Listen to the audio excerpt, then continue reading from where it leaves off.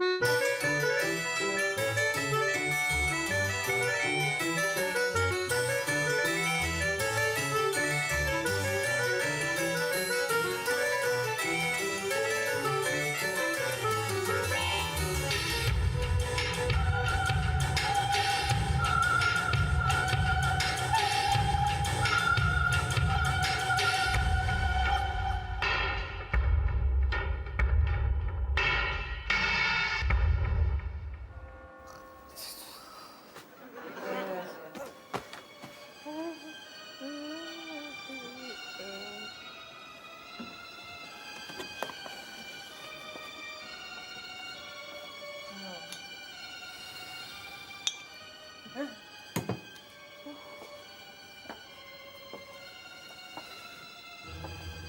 are you?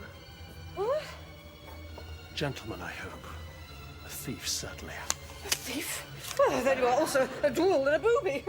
No one steals from the contest of Ash, monsieur, unless he wants to spend the next 10 years looking for his scrotum. I steal any kisses. I'm a plunderer of passion, my dear. A cutpurse of copulation. Oh, are you? My lust is inexhaustible. Is it? Is it?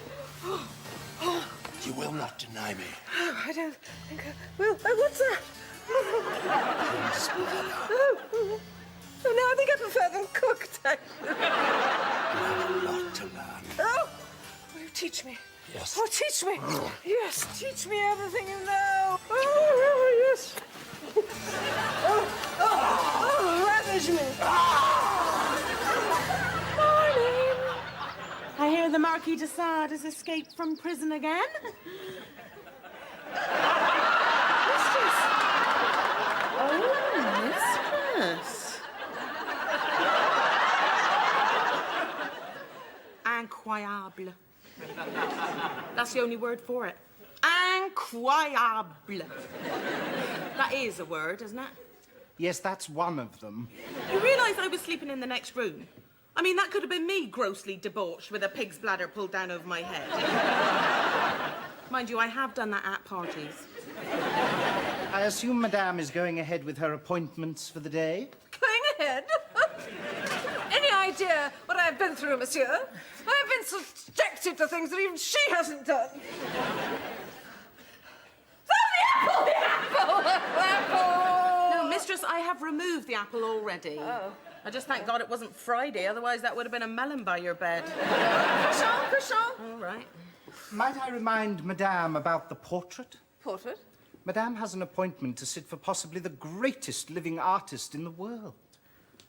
Well, in case you haven't noticed, I'm in no condition to sit for anything at the moment. That's right. Let me leave it a week or two. Madame Vigée-Lebrun is a very in-demand artiste. She's departing in 6 days to paint General Faux Pas in America.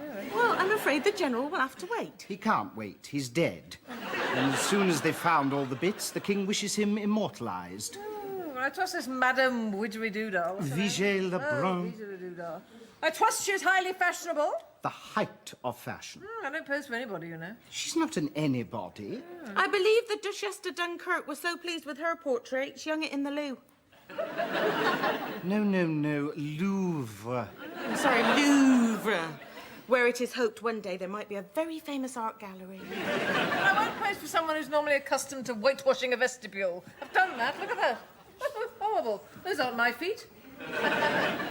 The woman is a phenomenon. Never has there been a more glittering, talked about, incandescent personality. Yes, but can't you paint? Is that relevant? Well, I hear she did a stunning job with the Baroness de Boulogn's schnauzer. She didn't pose with a schnauzer. Oh. She didn't show her schnauzer. We have to see that, Lizette. We have to see her schnauzer.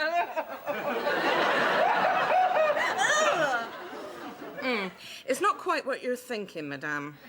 It's actually a dog. That's horrible. That's just... No, that is her artistic style, madame. Sentimental. Yeah, she likes doing portraits, you know, where people are weeping over their dead pets kind of thing. You know, like, my poor beloved hamster is gone. My rabbit shall rut no more. Oh, my God, my guppy's dead. You know, that sort of thing. Yeah, I see, yes, fine. I think this might be a good opportunity to show madame's softer, feminine, more romantic side.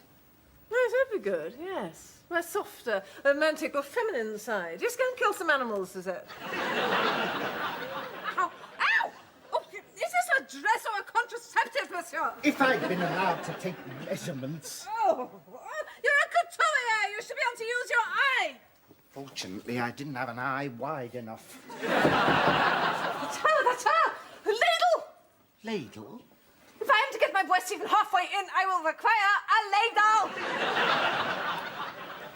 I trust Madame had a good journey. Short, dear. I came from next door, doing a poodle in oils. Would the little bugger stay still, would it bollocks? Had to murder it. Still, she's got the picture to remind her.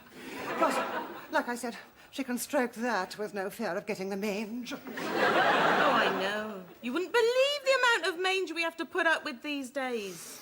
It's this period in history, dear. You know the only way to cure a poodle of the mange? Boil it for 6 hours. Comes up like new. Probably calms it down quite considerably, I should think, as well. Exactly.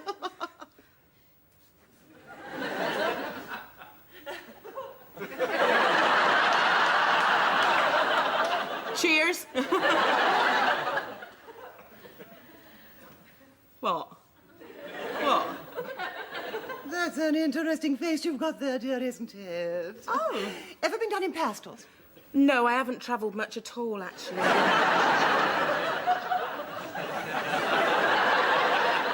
Now, I don't want you to treat me with too much respect because I am also from the gutter. Oh. Father was a prostitute. Mother ran off before I was born. I've eaten horse droppings, dear, and you don't forget that in a week. The thing to do is to marry well, which I did. Lovely man. Not huge in the dick department, but very well endowed in the bank. So, shall we slap some carmine on the canvas? Right, well, I'll just ascertain if Madame is ready. Well? A triumph. Never has there been such a colossus of beauty.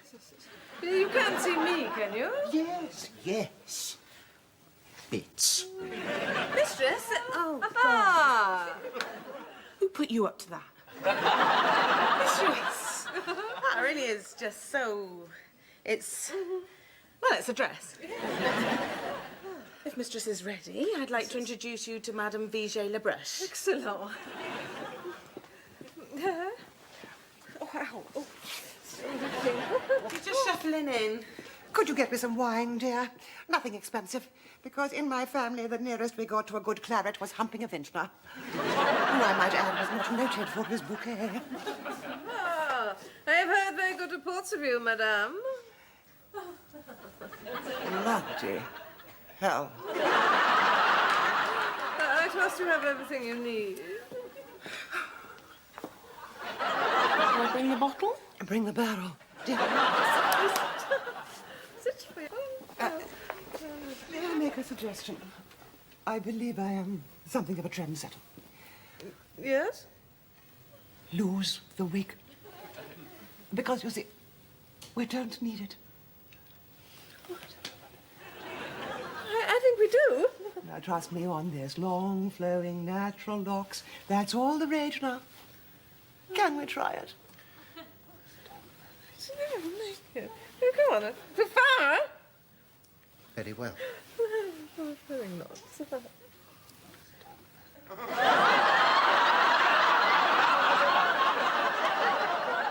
Dear, have we had the pox?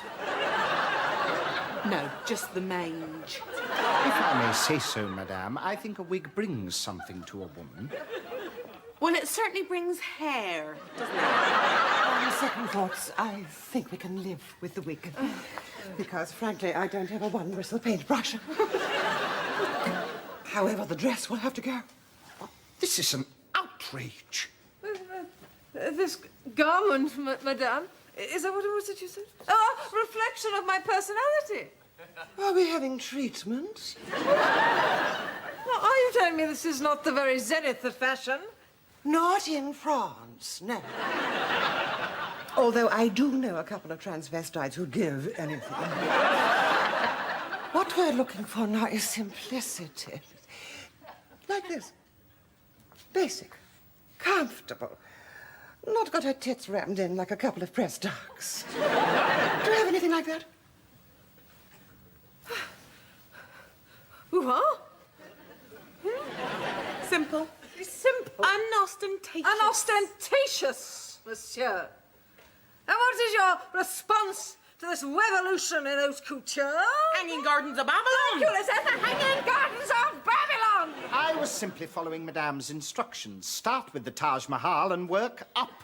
And with the prices you charge, monsieur, I could have bought the real thing. Believe me, dear, you'd have had trouble getting into that, too. I hate it, I hate it, I hate it.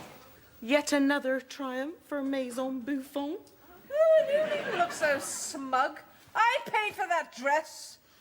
Believe me, somewhere in Versailles, there's a horse still looking for his nosebag. I certainly had my hopes in it. What I require, monsieur, is something understated, something elegant, something diaphanous, something you can see me through. By the time Madame Virgin Lubricant returns tomorrow, I demand to be the very epitome of style.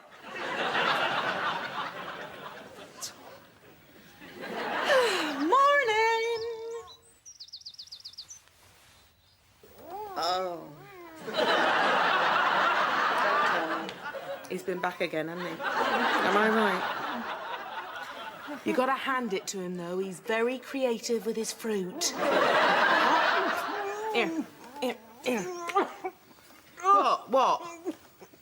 Other banana.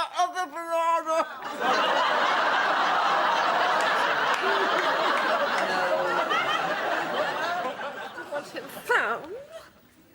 I want him dragged back here. And I want disgusting, diabolical, painful things done to him. I think he'd quite enjoy that.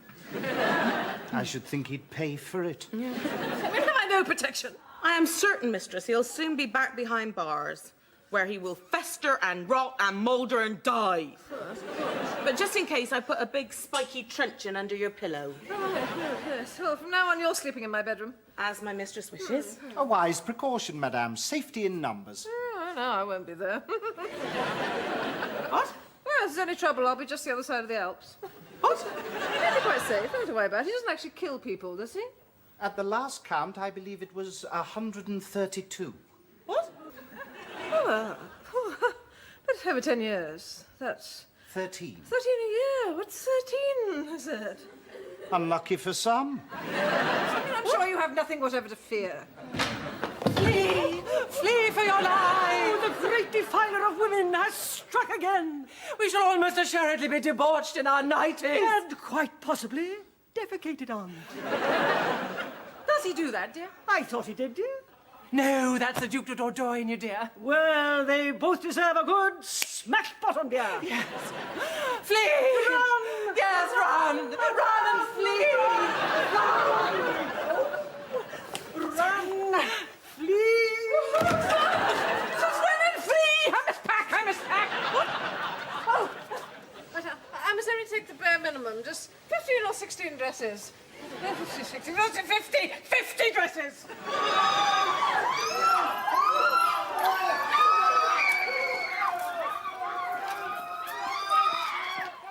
You get a carriage for me and 10 for the jewellery. Would Madame permit me a teeny question? Oh, yes. Well, I can't help noticing that everybody is, as they say in common parlance, which I think is the right expression for people who speak normal, doing a runner. Which is understandable, isn't it? Because no one wants to be attacked in the night by an evil and vicious pervert. No offence. Well, Well, not everyone is leaving. No, that's right, isn't it? Because there's me, isn't there? I'm staying. You are, yes. Well, I'm sure Madame can guess my question then. I am not in the habit of explaining my actions, Lisette. You're staying because I've said you're staying. Unless, of course, you would prefer to leave my employ and return to your previous profession.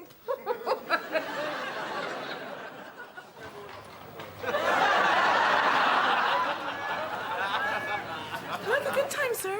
I'm a busty 16-year-old. Very good French. Greek's extra, obviously. I'm just you some fun, sir. Come on, quickly, quickly. Oh, get off. No, wait. Don't give them anything. They're all professionals. Like a good time, sir. Or a bad time. I do both. Like to visit my special love grotto, sir. Thank you. Lisette, you look very pretty. I've come to offer you one last final chance, Lisette. Come back now and we shall say no more about it. Chinese princess, dear. I'm educated in all the many mystical oriental arts of pleasure. Perhaps you don't realize what I am going through. I am the victim of constant and vicious sexual harassment. So? Well, you quite like that kind of thing, don't you? Does Madame take me for a drool and a booby? Oh, yes, a bit, obviously. I may not have been educated at university, Madame, but I am no one's gobesmoosh or rantipole. Now move along, you stinking wretch, and get your own patch. Half-price tart available, bargain tickets. Afraid I'm not trained. Can I ring your bell, sir? Come on, oh, move off. If ever wrong tree was barked up, dear, he's it. Thank you. Right, I want you to go over and explain to that ignorant baggage why it is imperative that she return. I'm not sure that being murdered is sufficient incentive. The incentive, monsieur, is that she's saving my life. The Marquis de Sade is obviously obsessed with my extraordinarily glacial beauty and won't desist until I am ravaged to extinction. Or... Someone he thinks is Madame. yes, her. Surely there must be some alternative. Move in it, monsieur, move. Walk up and down, feel the dress. Oh, I must retire. Come on, sing, do something. I thought you people were supposed to be good at this. Some of us. Others would rather be seen molesting a partridge. Yes, and have been. Oh, it's hopeless. You're nothing but a grotesque parody of a woman, sir. No, take it off. I shall go back to Lisette and use every ounce of my charm. God bless you, sir. Come again, if you can manage it. Madame L'artiste. Do you remember me? Simple and ostentatious. Hello! What brings you to these dark, dirty, dangerous back streets? Visiting, my dear. My parents. Oh. Of course, I did think of introducing them to my new and luxurious lifestyle, but then I thought, why? They're happy. I should be so lucky only to have a collapsed lung and rickets to worry about. Yeah, they're amongst their own kind here, aren't they? That's right. Also, it gives me somewhere to go when the Marquis de Sade escapes. Yeah. Well, there's nothing for him here, is there? Only syphilis, dear. And he's got that already. Fortunately, he's back behind bars. Oh. Is he? I didn't know that. They're keeping it very hush, because he didn't officially escape. The Bastille walls, you see, are supposed to be impregnable, and he keeps impregnating them. Oh! Is there no end to his depravities? So hang on. No one knows he's back behind bars? Shh. Au revoir. Au revoir. No, sorry, love, closed. Oh, my food. Dear Madame. You see, everyone has their weaknesses, monsieur, and I think I know hers. A fancy supper somewhere, and what I've got in my purse should persuade her. So, where's the nearest clean and respectable eating house? Garçon! Parasite. Yeah. Parasite! It's customary around aristocrats. Oh, right. Very pleasant. You know, it brings back fond memories of when you worked for me, Lisette. It is of that I wish to speak, Lizette. D'accord. Naturellement. Je vous écoute. Yes, yes. Well, no, listen. What I want to say is I want you to return. Certainly, yes. I mean, I'm cognizant of the dangers, but I'm prepared to pay... I beg your pardon. Return, yes. Happily. And probably quite surprisingly for you, I should think. But you're agreeing to come back to work for me? Yes. You're going to come back to work for me, and that's agreed. You're going to agree to come back to work for Yes. me. You're coming back. Oh, yes. Hello! Well, no need to hang around here. Much as I'd like to stay for the birth, my carriage is blocking a cul-de-sac. Oh, well, we can't have that, can we? No. You don't want to be towed away, do Absolutely you? not. Come on, let's go. Certainly. Just as soon as Madame has signed this contract. This is it. This contract. Which you have signed, Madame. Yeah. But here it says, I must not sing. Yeah, that's right, yeah. But I thought you liked my singing. Well, there is one song. Oh, yes, I know it. Oh, silly sheep, for you are not but shorn, but I have lost my heart and cry all through the moon. That's the one, yeah. Sing that one more time, and I am now legally entitled to nail your tongue to the wardrobe. Oh, hi. Yes, what about this bit here on page 2, paragraph 5? Remind me of that one. It says, Madame must learn to pee in the pot provided and not on the living room floor. Yes, and never again in company, thank you. Oh, I'm supposed to do that. I mean, sometimes, what if the pot's in another room? I mean, it can take me 6 months in these dresses to get through here. Well, then Madame must learn to hold on to it, just like everybody else.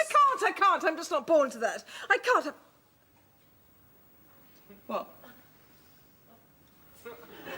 Oh, no, you're doing it again!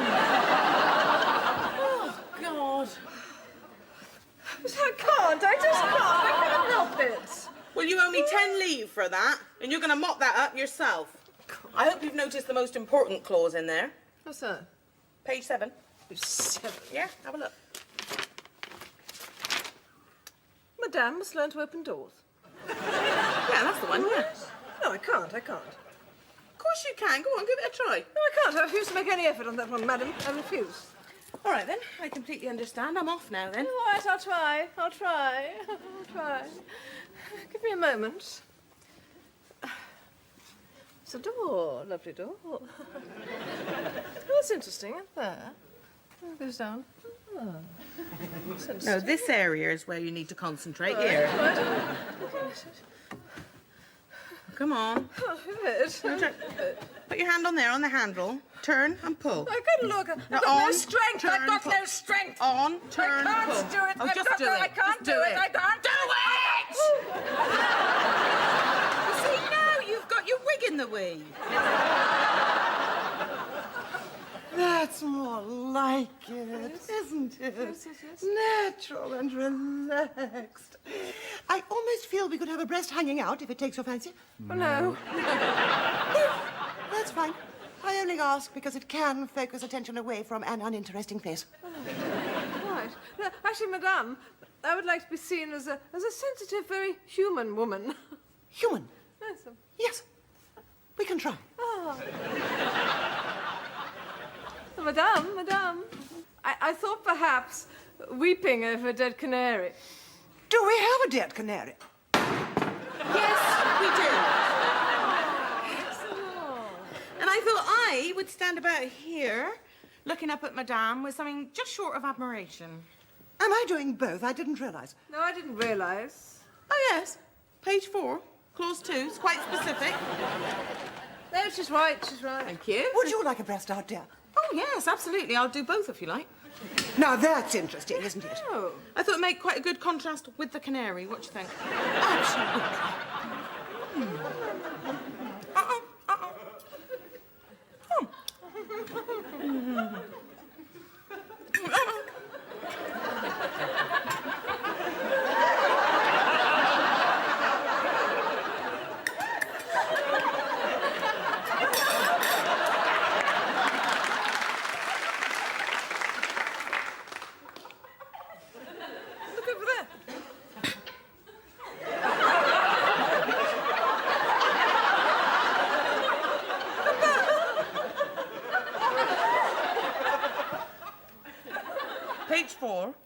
Clause 2, subsection 3. I'm hungry, that's all. I'm hungry. Thank you. Oh, it's getting rather dark out there. Sure be all right, will you?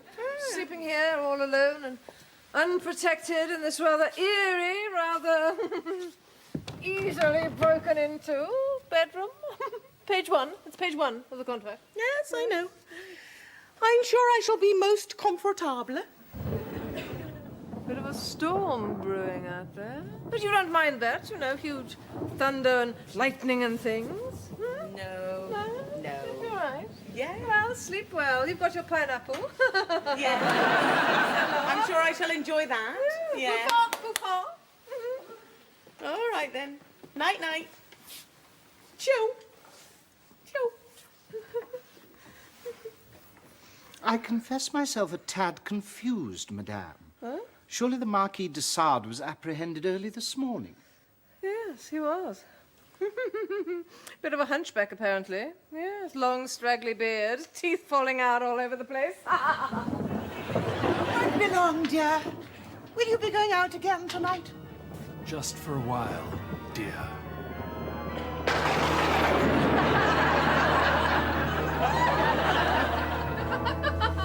Oh, sleep well, then. This way, madame, here. Sit up here. Now, the best problem, in or out, dear? What do we think? Now, where is that contract? What do you think, Lizette? The pineapple or the contract? Oh, the contract, I think, thank you.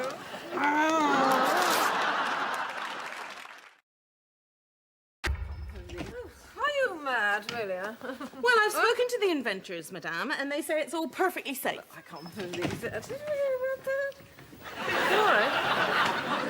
I know, it's very bad. Explain to me how it works again. Well, they get a great big bag and they fill it full of hot air. Yeah. I'm not sure how they do it. I think they burst a couple of priests inside it.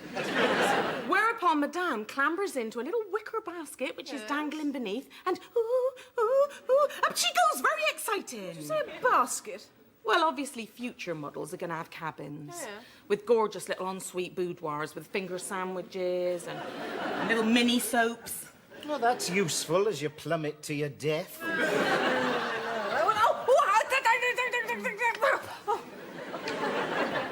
No, I like my feet planted firmly on the ground, thank you. Except, of course, Buffon, when they're dangling either side of a duke's neck. And that was dangerous enough until starched ruffs went out of fashion. What? Now, What? of course, it would create enormous jealousy in the palace. Would it? Oh, yes. Because Madame would only be the second thing to ever go up in a hot air balloon. Imagine that, very exciting. What do you mean thing? What do you say thing? Well, they have had a test flight with a sheep. What? With a sheep. What? What'd you say? With a sheep. But fear not, Madame, they have scrubbed it out. The basket is clean. Contest of Vache, I won't be someone's second choice after a sheep. Depends who you ask. I'll do something else. I'll go to a nice torture or something. If Madame is experiencing a dash of ennui, perhaps the day might be advantageously expended in pursuit of un peu de toilette personnelle. Oh, good thinking. No. I hate croquet. I can't get it to the hoops. I love A bath, It's a bath, Madame? isn't it? It's a bath. bath. Well, Madame is always saying how tired she is of being a walking buffet for a crowd of blue bottles. Oh, it's a joke. There's no need to go to extremes. You know, I've had a bath, haven't I? Yes, 1773 was indeed one of our less pungent years. I mean, I'm regularly scraped down and before. I believe men nowadays prefer their women a little ripe. They don't necessarily prefer them with moss growing on their chests. No, and certainly not with mushrooms sprouting out their crevices. All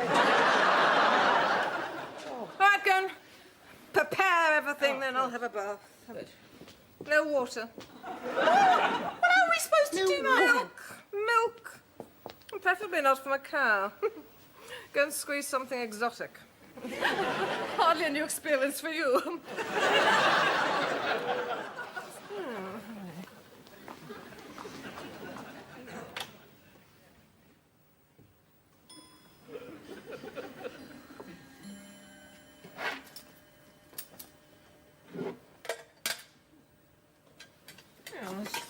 A bath? What's the point?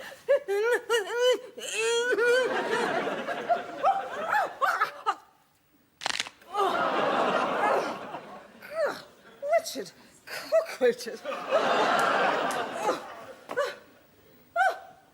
Good day, sister. Sister? Cecile?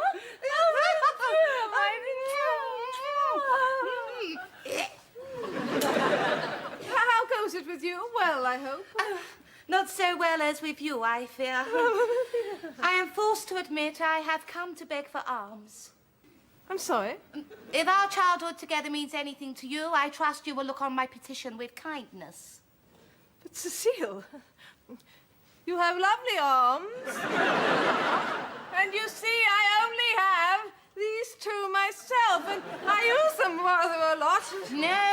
No, you misapprehended. That's the Navy. Go to the Navy. They chop off quite a few, I believe. I have come to seek financial assistance. Oh, I see. As you know, my husband Claude was something of a big noise in second-hand frigates. Oh, here we go. Unhappily, the great storm of 1782 has left him with only 2 large lumps of wood, which, despite all his efforts, he has found difficult to sell. As his loving wife, I, of course, stood by him steadfastly for at least 6.5 minutes, whereupon I came to Versailles in the hope of seeking honourable employment somewhere in the field of sadomasochistic prostitution. Yes, I have heard. Alas, my first customer expired on his spigot, so now even that low profession is closed to me, or I am close to it, which is much the same thing. So no major problems, then? No gross physical abnormalities, 36 toes on a foot, or a spare nostril growing out of your armpit? I see you have not forgotten the childish rivalries of our youth. I, too, was a very handsome young woman. You remember the wart? Gone. I had it filed down by a cobbler. Oh, will you not help me? I mean, even out of pity? Lucy, you think I'm wealthy or something? Just because one is dripping with precious stones and lives in one of the most glorious palaces in the world does not mean one can bail out any starving ex-posse who comes staggering in. I do my bit, you know. Yes, I do my bit. I distribute 2 bags of stale crust to the poor of this country every month at a very reasonable price. So I'm afraid that more I cannot do. And I'm afraid I have only one option left to me. Oh, I thought you'd done that. You will never see me again, sister. No. Soon I shall be a burden to no one any longer. Oh, that's the spirit.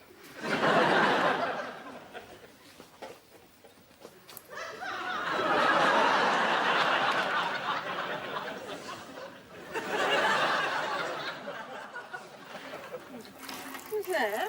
How rich am I these days? Still number 1? Oh, you're definitely number 1, mistress. You are without question le grand fromage. Sure, there's no one catching up on me or anything? No, the Vicomtesse de Brassic is in 2nd place, but a long way behind. Ah, the Vicomtesse de Brassic. Have to keep an eye on her. Do you know what I was thinking? I was thinking I'd quite like to go and see my vast wealth one day. You know, just give a little stroke and a little cuddle. Sounds silly, I know. Come on, let's get this over and done with. Right. Get up on the boxes, then. What? Up here? Yeah, up there. Right. That's it. There we go. You might need some tweezers. There's a little gang of something crawling around in the undergrowth. Right, come on, then. Come on. Do it, get off!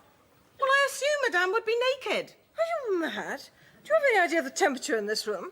I'm not going to stand here with icicles dangling off my nipples, no. Well, you had worse, haven't you? You'll just have to tunnel your way in. I trust that milk is suitably exotic for a person of my status. Only the best for Madame. It's fresh peacock's milk. Really? I didn't know you could milk peacocks. No, they look quite surprised themselves. Now, before I go in, madame, Yes, yes.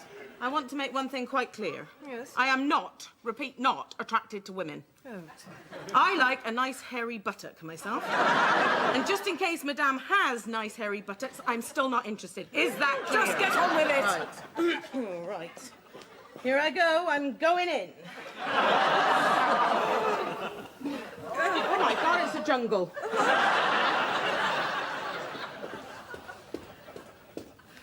Lisette, when you move up, I don't want you to touch my face. One hates to think of one's next lover getting a tongue full of peacock's yogurt.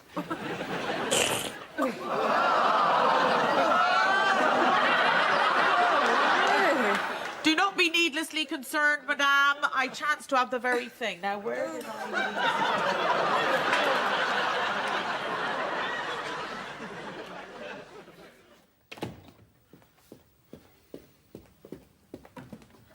Madame, please forgive this heinous intrusion, a matter of some urgency. Oh, it's like the Black Forest under there. Oh, monsieur, you have my attention. Please listen carefully. I come to you on behalf of a good and noble Oh, acquaintance. ow, ow, ow! No, I have a special instrument for that. Be careful. It looks like a barnacle or a wart or something. Wait, I don't have warts. I assure Madame. you, it's a fascinating beauty spot. Well, no, not from where I'm sitting, it isn't. I come to you on behalf of Le Duc d'Onon. Donald? Oh, Lisette, Donald. What do we know about the him? Queen? We The heard something about Queen him said recently. she walked into the stable from Yeah. Crown Oh, that's Hill. right. Foul lies, madame. The blacksmith in question merely swooned unexpectedly onto the Duke, who, when Marie Antoinette walked in, was frantically wrestling to get out from under. Yeah, of course he was. No, she said he had a saddle strapped to his back. Where else could he strap it? Anyway, the point is... What gets the point, Will? Get to the point. Well, the Duke is greatly concerned that his equestrian activities might have tarnished his Equestrian hitherto activities? excellent reputation as one of the lads. One of the lads. He's one of the GGs, isn't he? Consequently, he wishes to marry a wants to marry? woman. Naturally, she would have to be rather special. Well, Madame de Hirsut's got a moustache. if No, that's no, a- no. It would have to be someone willing to amuse herself. Naturally, they won't be sleeping in the same bed. If the Duke has sleeping in the anything to same do bed. with it, they won't be sleeping on the same Want to continent. stick with him anyway, would they? What? Are you assuming that my mistress is going to waste her assuming what? valuable time What's trying to he find some assuming? suitable floozy? What's he assuming that I'm He's going to- assuming that you're going to Oh, waste I'm your gonna go valuable for some time woman trying to find who's some gonna floozy. Will you shut up, you tiresome twats? Thank you. The Duke is offering a commission of 1/4 of his entire fortune to anyone who can find him a wife. And the Vicomtesse de Brassic is already on the hunt. And if the Vicomtesse finds someone first, she will then have a fortune 3 times bigger than Madame's. Why didn't you say this when you came in, you stupid man? Oh, fuck! Okay, yes, we must right. go. Rush!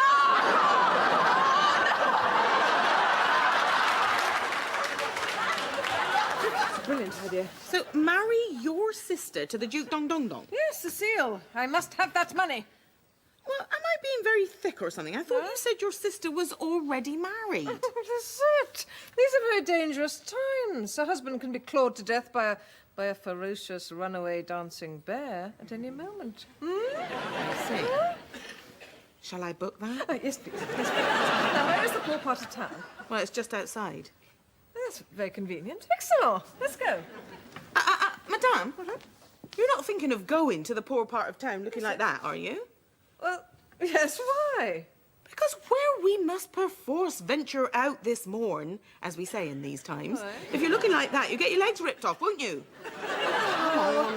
Let's go to Cecile.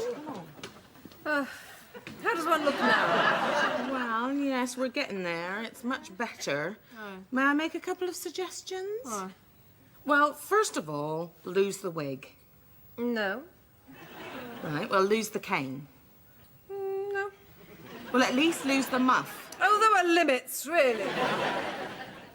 Well, then, in that case, you're completely ready, aren't you? Excellent. Let's go. Come on. Shut your mouth, you filthy slag! What are you doing? What's the matter with you? Well, I'm acclimatising you, aren't I? For the poor people. Did you ever do that again? Don't ever do it again, do you understand? Sorry, mistress. Door. Door! Extraordinary behaviour. Don't speak to me like that again. Mistress, may I introduce you to Joseph and Jacques Courvoisier? Montgolfier. Montgolfier? Well, who? The balloon people? Well, no, I've told you I don't travel in wicker. Perhaps the Countess would feel more confident if she knew that we have now sent up a sheep, 2 ducks, and a rooster. Ooh, that sounds quite exciting and very, very safe. Really? No? Oh. Here, put her on standby. It's really quite hideous. Everyone's so ugly and badly dressed. My God, it's like the Middle Ages.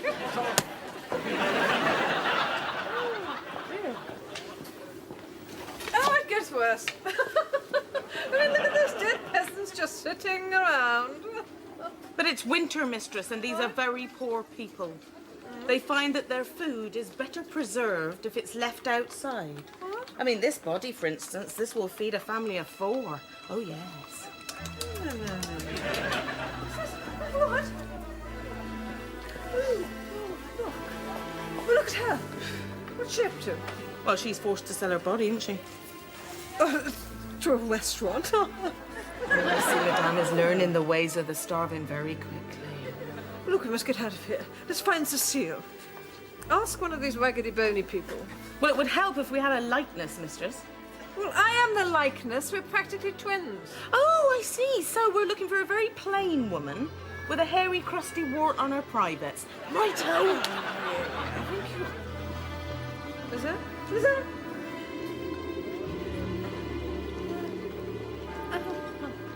It's a pretty face. You've got a pretty face. I'm looking for my sister, you see. Oh, excuse me. Shut up, shush! I'm looking for my sister. I want... Well, how rude, really.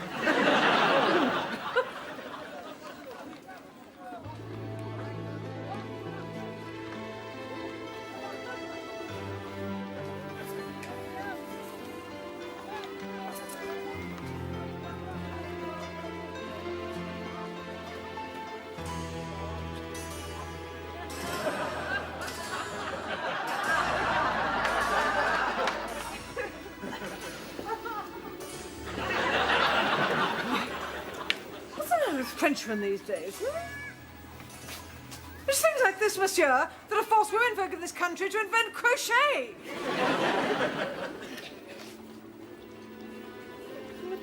Mistress, we're in luck. Come, quick. That prossy's been eyeing my muff.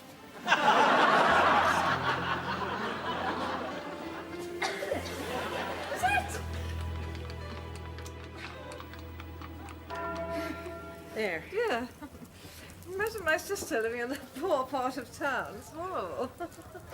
I mean, that's quite nice, but the weather's horrible. Still, I expect it'll make her more easily persuaded to our pecuniary proposition. Oh, dear. Oh, my God. Who or what is that? Oh, that's boiled horse's hoof. Yeah, we used to have that when I was young. Not a lot of meat on it, I grant you. Does it taste well? Or... No, not at all, no. It's halfway between a doorknob and a pot of glue, really. Look, I mean, why do people do this? Grey with brown. So awful. I mean, no one's doing that anymore. It's so Louis XV. What's this? It's a table. I know what it is, but what's it made of? Wood. It's not wood. I've seen wood. Wood's shiny, isn't it? With little gold decorative borders. What is that?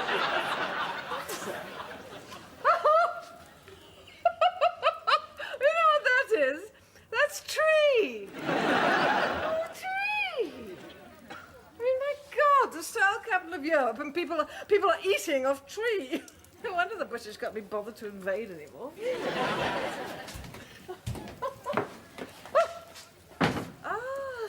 Cecile, praise the Lord that she's found.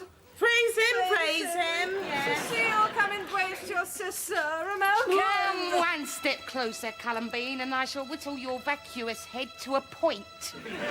That's not very cordial, is it? I mean, we've tramped here through dead bodies and rotting vegetables. yes, rotting vegetables. And urine. And urine. And human effluent.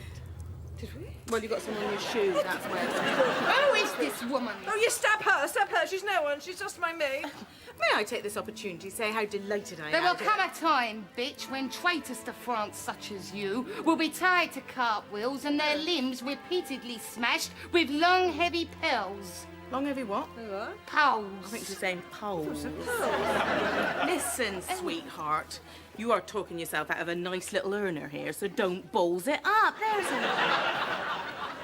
Is my sister quite well? She seems to have changed somewhat. Perhaps.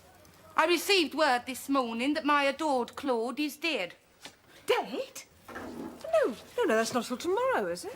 He said the disaster which befell his business caused his weary heart to burst. And now all that is left to me is my inheritance. Cop a load of that. It's sad, very sad. Lisette. What? Run to Boulogne and cancel the Dancing Bear. Run? Mistress, if I run to Boulogne, I won't get there till 1926 at the earliest. Is it any wonder I espouse the cause of the revolution when you, who spend your days in idle debauchery, spit in the face of the starving, disease-ridden, crippled, poor, honest, friendly French people? Well, she's got a point there. The day is coming, sister, when you and your punch-quaffing friends at court will have to stand trial for your crimes. And... Would this help? Oh, thank you. There you go. And when you do, the sentence passed upon you by the revolutionary court will be this. Oh!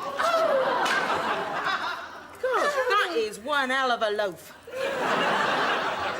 Sister, Cecile, I want to assure you that I've never punched quaff. I wouldn't know how to punch quaff even if I had a quaff to punch.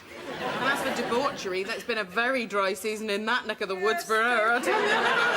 It is a dreadful thing, Columbine, when families are split asunder by politics. Yeah, true. Therefore, I can no longer consider you my sister. I am now steadfastly on the side of the poor, downtrodden, adult masses of our nation. Right. So you don't want to earn 1,750,000 livres by this time tomorrow? 10, 9, 7, 8, 6, 5, 4, 3, 2... Oh, well, what have the poor ever done for me? I mean, let's be honest, they're down your doorstep. They crap everywhere. Sister! Your carriage is not here. Oh, no, I thought I'd best park it uptown because they can have the wheels off in a flash around here. Grandmother, please. We shall find food soon. I promise. Lunch, everybody! Lunch!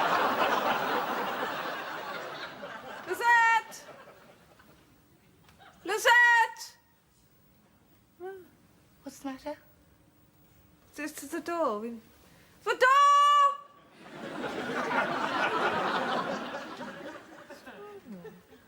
What's wrong? Well, you see, we need someone to turn the handle and Well, open the door. perhaps if I do it. What? I could do that. Oh. I suppose you'll have to all sort of stuck, aren't we, Cecile? Yes, you do mind? No. Oh. Clever. Do you know, I wish you'd go away. I'm not going up in your basket. Thank you, so kind. Now make yourself at home, Cecile. Bouffard, bring wine. Good, good. Ah, Buffon, bring wine and some of those little puffy, delicate little things. What are they called? Dainties. Yes, but not small ones. I want big ones, big dainties, all right? My sister could eat a horse. In fact, she has eaten bits of one. I am, in fact, Madame's couturier. I don't do dainties. I know, but Lizette's dead or something. I mean, there was no point in going back. They'll have her on a spit by now. The fact remains that my duties do not include... Your duties do not include what I saw you doing 45 minutes ago, monsieur. One plate of enormous dainties coming up. Right, Cecile, down to business. All you have to do is agree to do one little thing, and you will have a life of sumptuous wealth and idle luxury for the rest of your days. I agree. No, wait. You also have to agree not to do one particular thing. And then I get the money. Yes. I agree. Oh, no, don't agree yet. You're too quick. You don't know what you're agreeing to. I mean, I might say, don't evacuate your bowels for 10 years, or only sit on a large, sharp spike. I agree. Oh, no, don't wait. Oh. Have we told her? My sister had to open that door by hand! Apologies, mistress. Apologies, sister mistress. Oh, no, I can't. Just go home, otherwise you get into terrible trouble. Oh, come on. Oh, God, I'd love to. I mean, we've had our fun, and admittedly, you were better the 5th time round, but you've got to be a good boy and just go... Aw, he's ever so poor, isn't he? Aw. I just thought it was my duty to give him succor.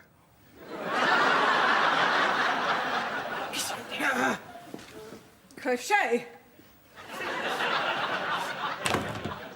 As I was saying... I agree. No, don't agree yet. Look, all you have to do is agree to marry the Duke Dunong. No, Dongong. I know what No, it's Dung Then Gong. I was Dong telling her. Gong. Donkey Kong! No, I'm sorry. It's out of the question. No. What? No, I can't do it. It's unthinkable and beyond the realms. I know what that means, you stupid tart. No, I can't marry again for money. I mean, I did that with Claude, and what was I left with after he pegged out? 2 bits of old boat. No. Yeah, but it won't be like that with this one, will it? No. He's not interested in boats, is he? No. Well, obviously, he's got a few friends in the Navy, but that's not... Are you honestly telling me you would rather remain in horrible poverty, sort of eating old bits of doorknob, than have sumptuous wealth, which, I tell you, gives you a license to debauch anyone under the rank of king? Think of the lovers you could buy. No, I can't marry again. I will not marry. Why? Because for the first time in my life, I have found true love. Oh, bugger. Quick, get the dancing bear. What? If bits of her new boyfriend aren't hanging out of her shaggy jaw by supper time, there'll be trouble. They told me you was here. I come as quick as I could. Something's done you any harm. Oh, Fifi. Oh, Fifi. Oh, Fifi! You see, this is why I can't marry the Duke Doing Doing. Because I love Fifi and her divine little foo-foo. Fifi! Well, Cecile, this is no problem. In fact, with the Duke, this is a positive advantage. Absolutely perfect. Yes, you don't have to sleep with him. Oh, well, in that case, I agree.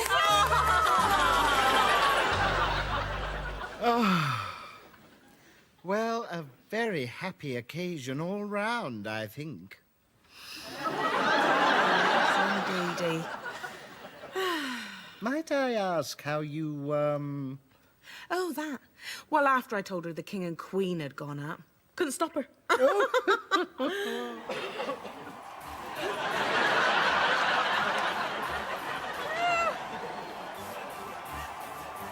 all look like little ants.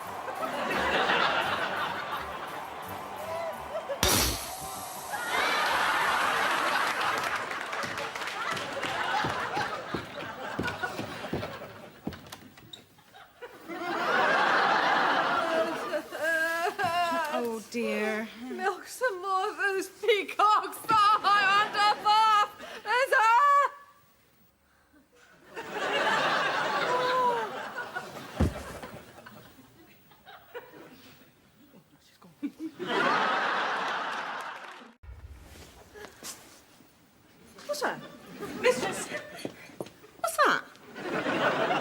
not expecting to put that on my head, are you?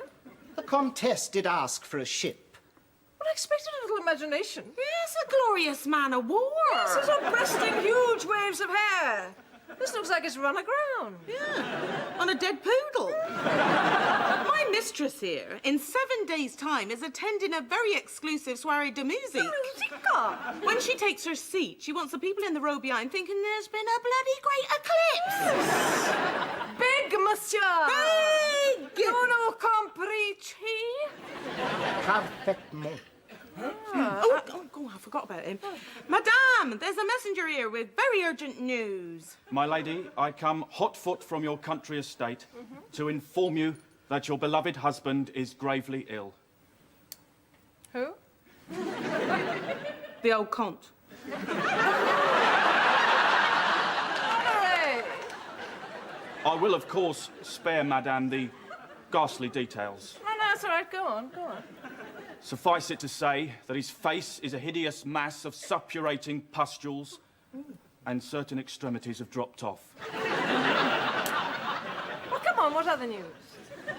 You know, the tulip's out. I need something to cheer me up, monsieur. Yeah, she's just had the most appalling shock any woman can ever have, haven't you? I mean, look at this! It wouldn't impress anyone unless they sat on it. Looks like a shredded turnip, monsieur. Very, very shoddy work. Shoddy work. You're whacking in miniature. Take it away. It's very shoddy. Is it 2 o'clock? I have an appointment with Madame de Plange, and she hates to be kept waiting. Oh, well, it's 3:30. Excellent.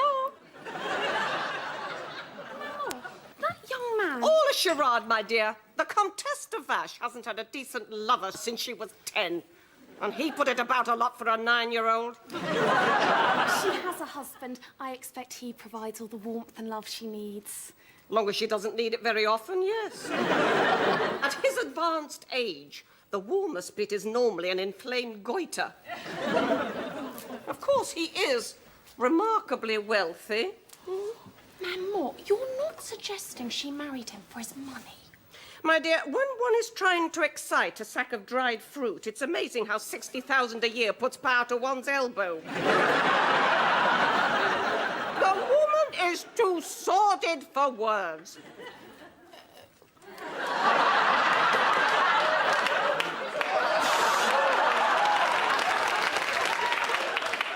I'm sure that's not true. There are plenty of words to describe how sordid a person is.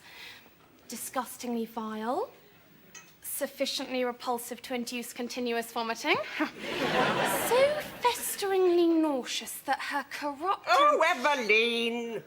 Apart from which, everyone speaks very highly of her to Marie Antoinette. Only because they have to. She knows things. Things?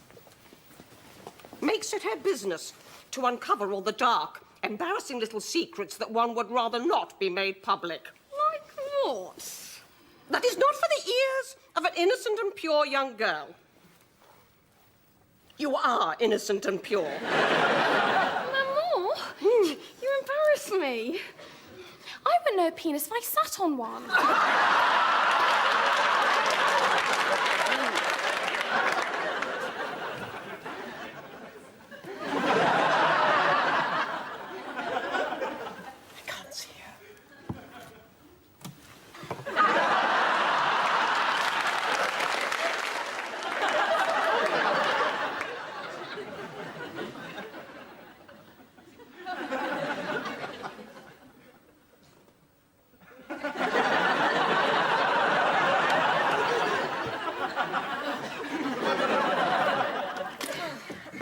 Close.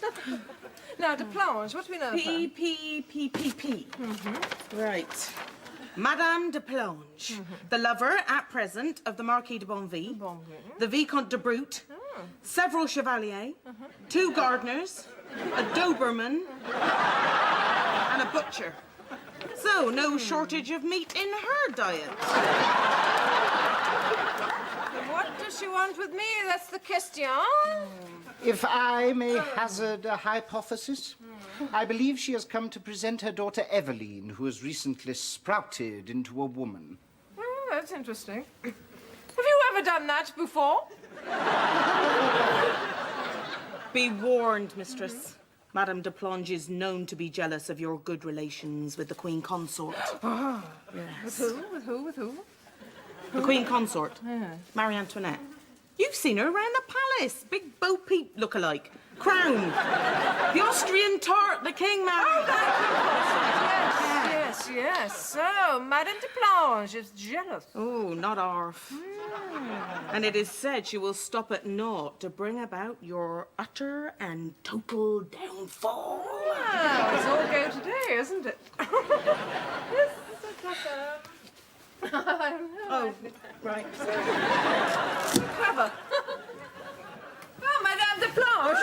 Madame la Comtesse. What a marvellously delightful intrusion. I must apologise for keeping you waiting. I'm afraid I was doing something rather more important. Lizette. So, enough of these pleasantries. What brings you this end of the palace fully clothed? Madame la Comtesse, may I have the honour of introducing my daughter Eveline? Oh, my dear. You're the spitting image of your father. Have you met him? I think, madame, that you are very insulting, and if you intend to continue, I shall leave immediately. Oh, well, goodbye. Now then, Madame is already late for her afternoon bouche-à-bouche with a rapidly expanding flax merchant. So if you will excuse her... Eveline, darling, would you wait for me in the corridor? Maman! If you're about to discuss the pleasures of the flesh, I'm hardly likely to understand. The advantage of being innocent is words like multiple orgasm and hung like a cart horse mean absolutely nothing. Goodbye. Go home and wash your mouth out, you dirty bitch.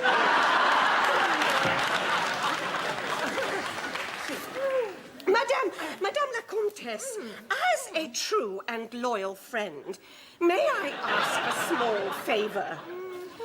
Some months ago, I became acquainted with the Marquis de Bonville, a remarkably sympathique young man of impeccable dimension. However, what began as a mere dalliance on my part has become an embarrassment. The man worships the very cushions I sit on. It could just be poor eyesight. I was therefore wondering if you knew of someone woman enough to attract him away from me.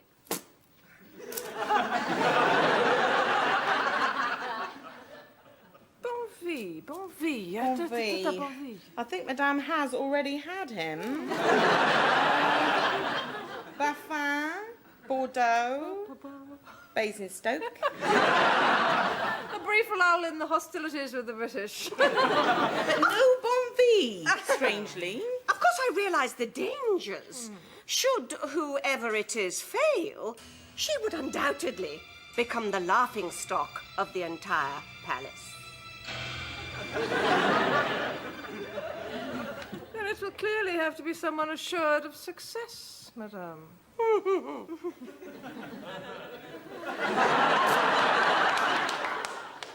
Well, can we get these up a bit? Madame, they are up. Any higher, and you may find they interfere with your hearing. Just wanted to make an impression. Then I suggest you hit him with them. I'm quite sure this is a good idea, are we? What? I mean, the Marquis de Bonville, he's young, he's handsome, he's sexually voracious. Oh, is he? Actually, maybe I should do it. No. Just say the word, madame, and I will selflessly catapult myself straight into his breeches. No. Thereby sacrificing my own good name for the glory of my mistress. No. There are some things one quite likes to do by oneself. Well, of course, you'd be familiar with that concept. That's him! Oh, get back here! When he opens that door, he's expecting a vision of aristocratic loveliness. Yes, all right. Me! Is the bed prepared? Yeah, 3 pillows, as madame requested. One for herself, one for the Marquis, and one to keep your arse up. What shall I be? Oh, demure, I think, like the portrait. It's a bit wistful. Oh, no. I'd be more sexular if I was you. Oh, right. Oh, that's very good. Yeah, ready? Go. Oh, you honour us with your presence. What? Your husband's end has been diagnosed as very nigh, madam. Well, that's why you must stay in the country. That's why you must stay in the countryside, on the way. You can't come and die here. You know, it's forbidden. It's forbidden to dig holes in the palace grounds. You know that, you fool! His only desire is to leave this vale of tears with his head pressed to your bosom. I'm expecting someone else for that. Anyway, you wouldn't want to cuddle that, would you? Would you? Well, you might, but would you? Oh, just bring him in and lay him somewhere, then.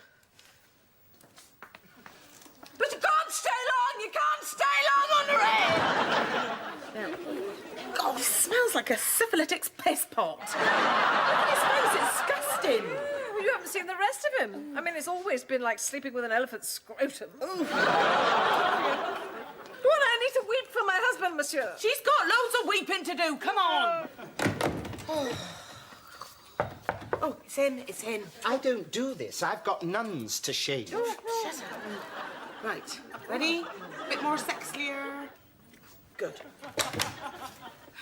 Oh. Yes? I'm a priest, madame, sent to pray for your husband's life. What now?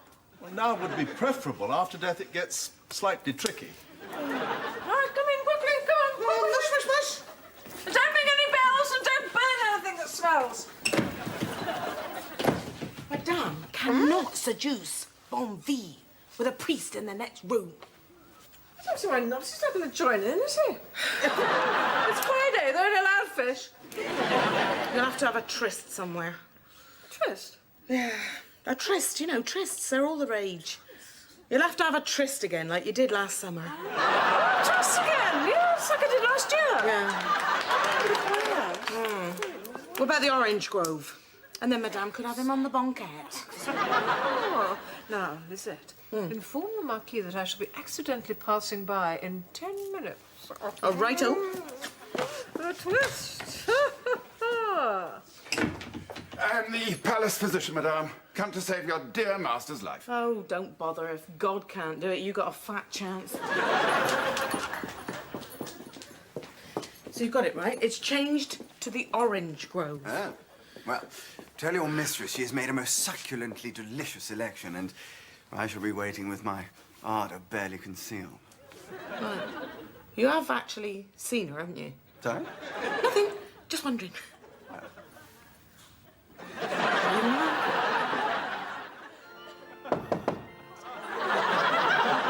someone for my husband with a measuring stick, tell them oak with brass handles. Oh, and no death mask. This could be one of the few corpses that improve with age. It's the Queen. What imagine I like meeting your friends. I'm rather pushed for time. No. The Queen. Well, consort Marie Antoinette. But I'm in a rush. Can't you get rid of her? Madame, if I could do that, you would now be watching 10 million Frenchmen kiss my buttocks. A woman couldn't take a hint if one nailed it to a suppository. Monsieur le Marquis de Bonneville. I hope I haven't stumbled on a scene of depraved and licentious debauchery. Yeah. Well, as you see, mademoiselle, I am all alone. Then I'm sure there's nothing improper in us sharing a banquette. Yeah. Oh.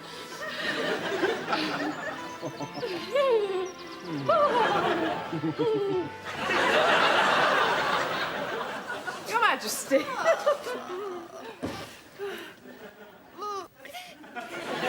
Dear, I am so. Und wenn den Scheiß und Heinz glitschkiert? Sad. Said that your husband is covered in the dreadful raptions. Particularly as he was not the best-looking man in the first place. You're so kind, so kind.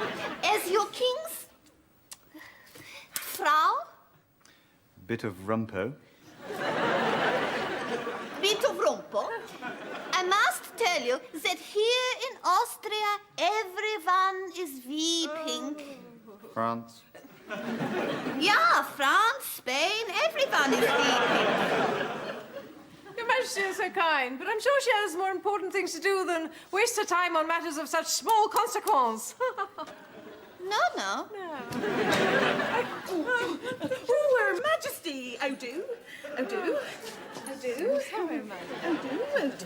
There's been a problem. Oh, do. You must come. You must come. Her Majesty is here. I do.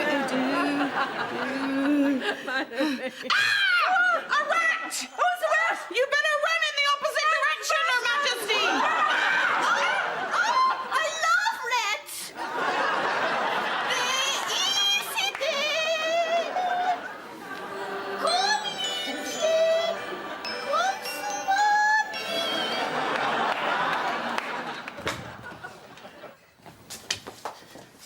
Madame, I must ask you to cancel your seduction of the Marquis de Bonneville, who I now love and worship with every inch of my body. When did this happen? Just now, with every inch of his. Listen, you little flower of the dung heap. Have you any idea who you're talking to here? I have. Which is why, though my heart weeps to have to throw my own parent to a pit of slavering hyenas, if you swear not to molest my darling Bonneville, I will divulge a dark and dreadful secret regarding my mother. Ooh. Yeah. I promise. She promises. Aside from my fiancé, Maman is or has been the lover of the Vicomte de Brou, Yeah. several chevaliers. I thought it was going to be interesting. 2 gardeners, a butcher, She didn't know about the Doberman. and your husband, the Comte de Vache. You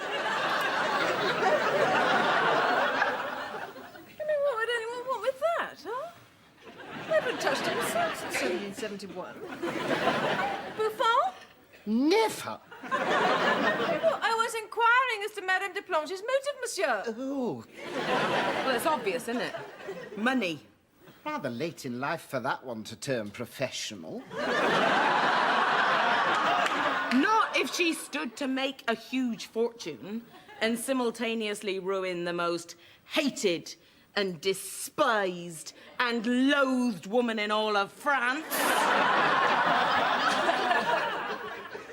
Who?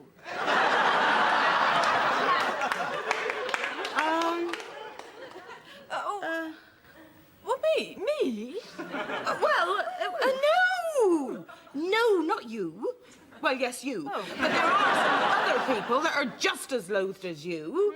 Like, Marie Antoinette. Oh, God, yeah, she's loathed. She is. so loathed. And the Marquise de Foufou is yeah. heartily disliked. Heartily, she's a cow. She's a complete cow. Yes. Anyway. Madame de Plange can ruin me. How? How? Vitam caelestem resigamus peiesum Christum Dominum nostrum. If the old Comte dies, you stand to inherit everything, right? Yeah, well, I didn't marry him for his looks, you know. A slug wouldn't have married him for his looks. However, if you are involved in some kind of public scandal, like humping the Marquis de Bonneville, for instance, he might decide to give his money to someone else, mightn't he? Someone who's got a cleavage so big you could lose a giraffe down it. Someone who's been throwing herself at him like an Olympic wet nurse.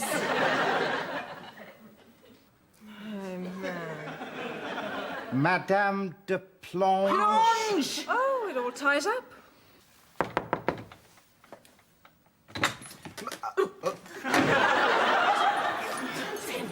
Now be careful. Madame, my breast is aflame with passion. My loins a burning bush of lust waiting only to be doused by you. Could you come back? I'm very sorry. Oh, and what do I do? If I may proffer a pensée, madame. Yes, all right. Spit it out. Come on. If your husband should die before you copulate with the Marquis, surely there'll be no problem. Oh, I know what he's saying. He's just using highfalutin words to say, wait till the old Comte dies, and then you can shag the hunk and we're all in the clear. Well, that must happen soon. Yes, like now. Now. He must die now. Now. Must die now, Honoré. Sempiterne Deus salus eterna credentium. Right. Nos aulis Excuse me. quorum Excuse me. permis tuis in permis. You know when you're doing all all your Padre Glorioso Salvum Mass and Math. How often do you actually get a result? It's just that my mistress looks very good in black, and we was just thinking, if Jesus wants him for a sunbeam, nobody is objecting. I mean, look at him, he's so old. I mean, if you had ever seen him trying to suck a golden delicious, you'd know it's a miracle he's struggled on this long. Mistress, I've had another thought. Madame de Plange can be remarkably persuasive. What if the Comte has already changed his will? Well, get a doctor! Get a doctor! I don't do doctor. Oh, get a doctor! I was given to understand that my services as court physician were not required. Well, I'm sorry. That was when she wanted him dead. She now wants him alive, though having seen him, I wouldn't have thought there was much difference. I, sir, am not a puppy dog to be sent for and dismissed willy-nilly. Oh, do stop whinging. Do you have any idea what I have been through today? I made the most exquisite ship wig ever seen, bristling with crow's nests and poop decks. Given the right crew, it could have rammed Portsmouth. And was that good enough? Make it bigger, she says. Big, monsieur, big. So don't talk to me about injured pride, you fat queen, because mine has been irreparably bashed. I wonder if I could interest you in a revolutionary treatment for stress. Stress? Yes. Basically, one takes 4 leeches, places them in one's hand, and whenever one feels that tension building up, one simply squeezes them. Like this. Of course, it can be dreadfully messy.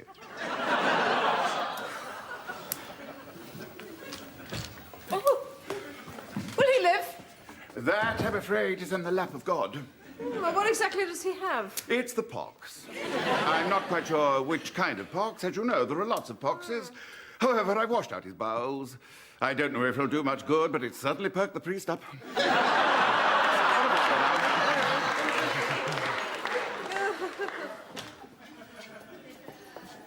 So how can I find out if he's altered his will?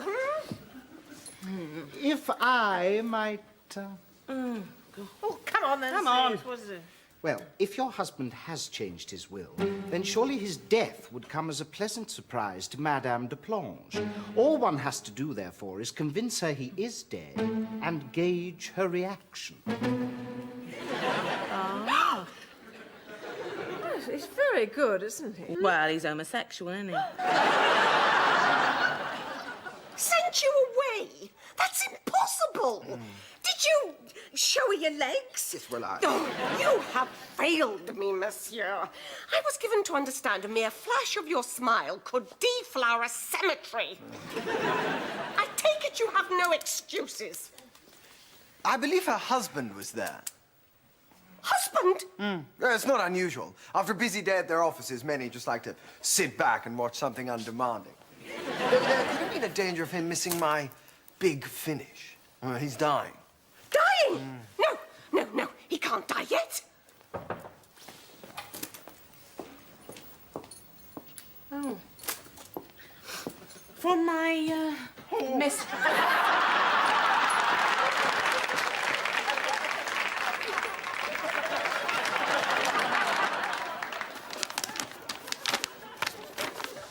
The Comte and Comtesse de Vache cordially invite Madame de Plange to a supper of finger snacks and stuffed fancies in their apartments at 8 o'clock.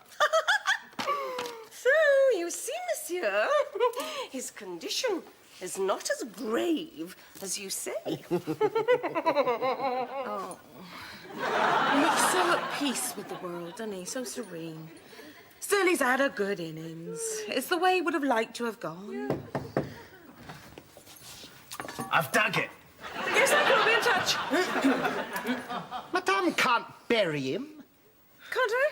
He's not dead. It's simply a ruse to fool Madame de Plange. Yeah, so? What more convincing a ruse than him 6 feet down under a slab of marble?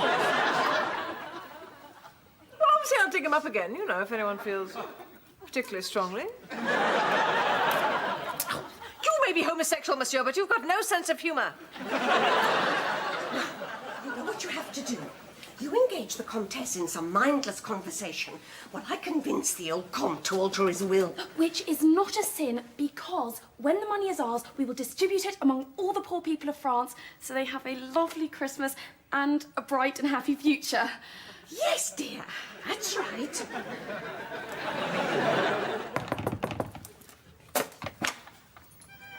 Welcome to this place of woe. Oh,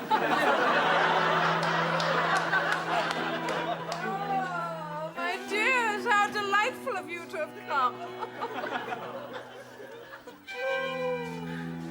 You should have brought the Marquis with you. Would have saved one of you having to climb off him. Now tell me, what can we get you? Something long and spicy and a butcher's apron, perhaps? But forgive me. The introduction. Have you met my husband? 2, 3, 4.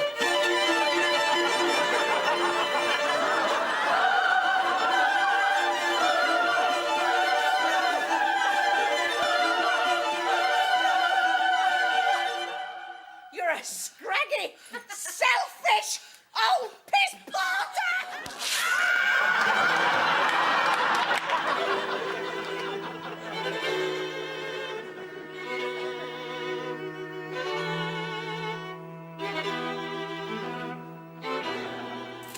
Wig! If Madame will wait a second, I shall have it winched out of its crate. A miracle! Oh, praise the Lord, it's a miracle! Is he still here?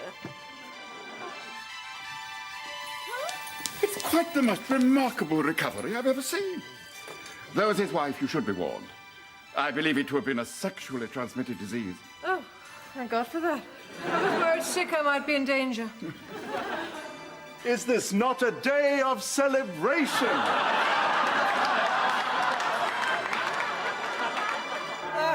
Water!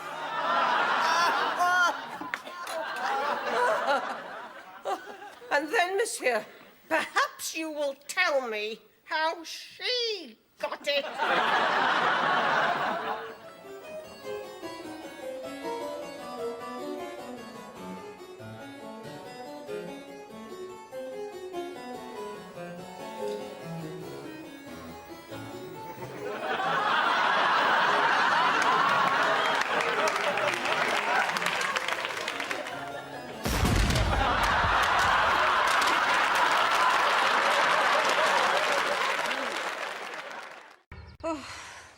Hello? Hello? If anyone can hear me, I've finished sleeping. Hello?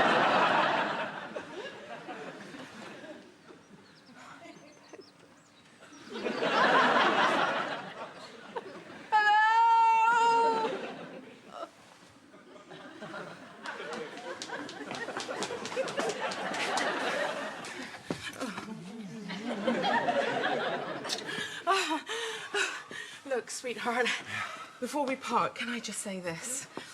The precious time we've spent together, the wild and passionate love we have for each other, have affected me in ways that only a skilled acrobat could really experience. I mean, that trick you do with a melon in your musket is just wonderful. But as you leave for America to boldly fight whoever it is you're boldly fighting there at the moment, please remember this. If on a dark and windswept morn you should find yourself in a boggy ditch with half your head shot off and your brains dripping from a nearby tree and you're totally and utterly dead, it matters not, because there will always be a place in my heart lovingly inscribed with the name Dominic. Didier. Didier. Sorry, I always forget that, yeah. I thought Didier was the blonde one, actually. That's Victoire. Oh, was it? Oh, right. So who's the other one I had then with the lovely big gorgeous bulgy thighs? Who was that? Julian. Oh, right. Julian Desir. Yeah, he was the best. Oh, yeah. He's a right raver, isn't he? Look, I got a dash now, though. All right, thanks. Bye, though. Bye. Oh, God, bye. Bye.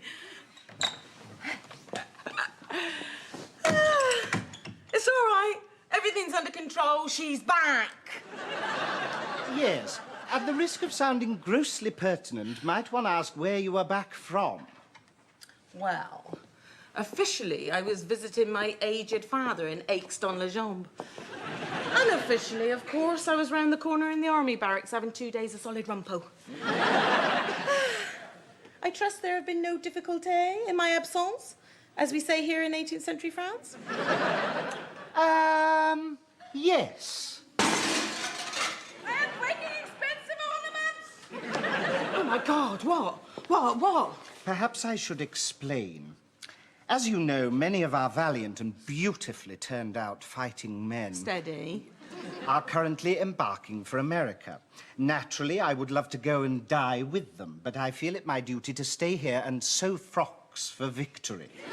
Now, since I had no idea you would be off comforting the troops in your own special way, I made a brief journeyette to wave a hanky for France myself. The upshot being that while you were away, I was also not entirely here, and Madame was left to fend for herself. Good morning, mistress. Rise and shine. I'll just go and get your frock. Tragic blunder, I know. Forgive me. I can't... Do you know how long I have been waiting to get up? I know. 3 days! I very nearly dressed myself. Tragedy, mistress. I've said it before. What is the point in having servants if they all just bugger off whenever it takes their fancy? If I might offer a... And what that man roped to a barrel and cast adrift off the coast of Lesbos? You know, what if there had been a fire? You know? I know. I would have been burnt to a crisp. I'd just be a small pile of teeth and a smoky black smudge on the ceiling now, wouldn't I? Yes. You see that vase? What, this one? Mm-hmm, Yeah. Mm-hmm. I, the Countess de Vache, intimate friend of His Majesty King Louis XIV, 15th, 16th.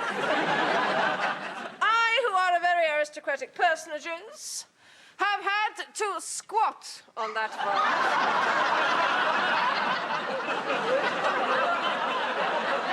I think I've almost certainly killed the daffodils. They're not the happiest of blooms, no. Still, everything is now pret-a-porter. So, if Madame would care to rise... No, well, what time is it? Well, it's 10 of the o'clock. So I can't now, can I? No one of my status gets up before 1 of the o'clock at the earliest. Well, that is true, yes. Is that breakfast still edible? No? Well, the maggots seem to think so, yeah. I'll have some of that. Don't throw it away. All right. I'll have some of that. But I think now I should just rest. I Yes, think. you should. You're exhausted, aren't Yes, you? I am. That's it, dear. You go. There you go. Is that? Yeah. Make sure I'm not disturbed. I don't want That's any right. disturbance. And sleep. I did not say your mistress was plain, sir. She'd have to be much more attractive to be plain. Who insults my mistress insults me, Le Biche. Well, there is little difference between you, sir. Except, of course, the Comtesse de Vache's legs are hairier. As Madame de Plange's couturier, I have to tell you, her thighs are smooth as silk. Of course they are, love. They're always rubbing up against someone's moustache. Oh, well, speaking of moustaches, sir, has your mistress shaved hers off yet? Be on your guard, sir. We shall meet again. Minty ponce. Monsieur My, how unhappy you seem. Something of a sexual nature, possibly. No. Or perhaps you're simply upset your mistress has lost her entire fortune and will shortly have to leave the palace and live among all the poor people. whom God loves above all others, and therefore gave them leprosy, so they'd have less chance of catching syphilis. Excuse me, the Comtesse de Vache has lost her fortune? In a wager. With the Marquise de Foufou. Oh, everyone is quite distraught. My dear Maman de Planche had tears rolling down her face from what can only be described as a sympathetic bout of hysterical laughter. I had, to the best of my memory, no wager with the Marquise de Foufou. You do not realise, sir, that my mistress abhors gambling? I do! And don't tell me she doesn't, because I have seen her abhorring it in many, many gambling houses. And if my entire fortune is forfeit, where is the evidence? There is none. None whatsoever at all, none. Oh, does the Marquise have in her possession anything attesting to this supposed wager? No. No, she does not. Nothing. Has she, for instance, a legally binding document, perhaps? Signed by Madame's personal hand? Sealed with her very own cross swords and rampant cow? No. No? Yes. Yes, she does. She does. She's got the evidence. Well, says who? Who says that? Who? She does. She says it herself. She lies. That is an ugly and despicable lie. Well, I'm afraid she's shown it to rather a lot of people. Oh, she has she? Oh, she has she? Then there is only one thing for it. One thing, that's all there is for it. I shall have to go back on the game, and my mistress will have to slit her own throat until all the blood is spurting out. No, that is not the thing, that is wrong. We shall go to the Marquise and demand to see the document.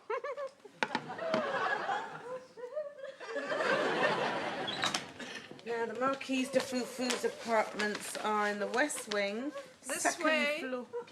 That's right, madame. And then off to the right here.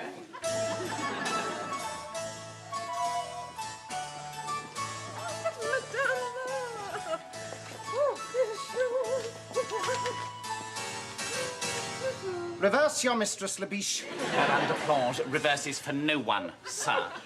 My dear Columbine, so sad to hear about your financial embarrassment. If I can help out with a small loan, please feel free to grovel, plead, or beg. I'm happy to say, Madame de Plange, that my fortune is still my own, not to mention 100 times bigger than yours. Labiche, Labiche. Bouffon. Pull in, sir. Pull in, or we shall run you down. Reverse, sir. Aye, sir. You see, it's just this kind of hanky flapping that gives people like us a bad name. Oh, is it? Well, how about this, then? Yeah, there just aren't enough hours in my life for this much mincing. Small obstruction, madame. Here we go.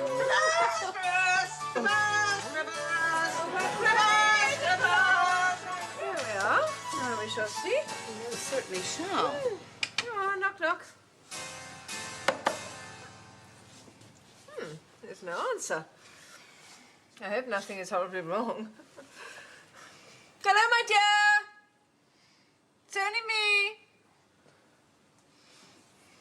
Do you know, I can sense something is horrifyingly, abominably amiss. I'm going in. Lizette, come on, door.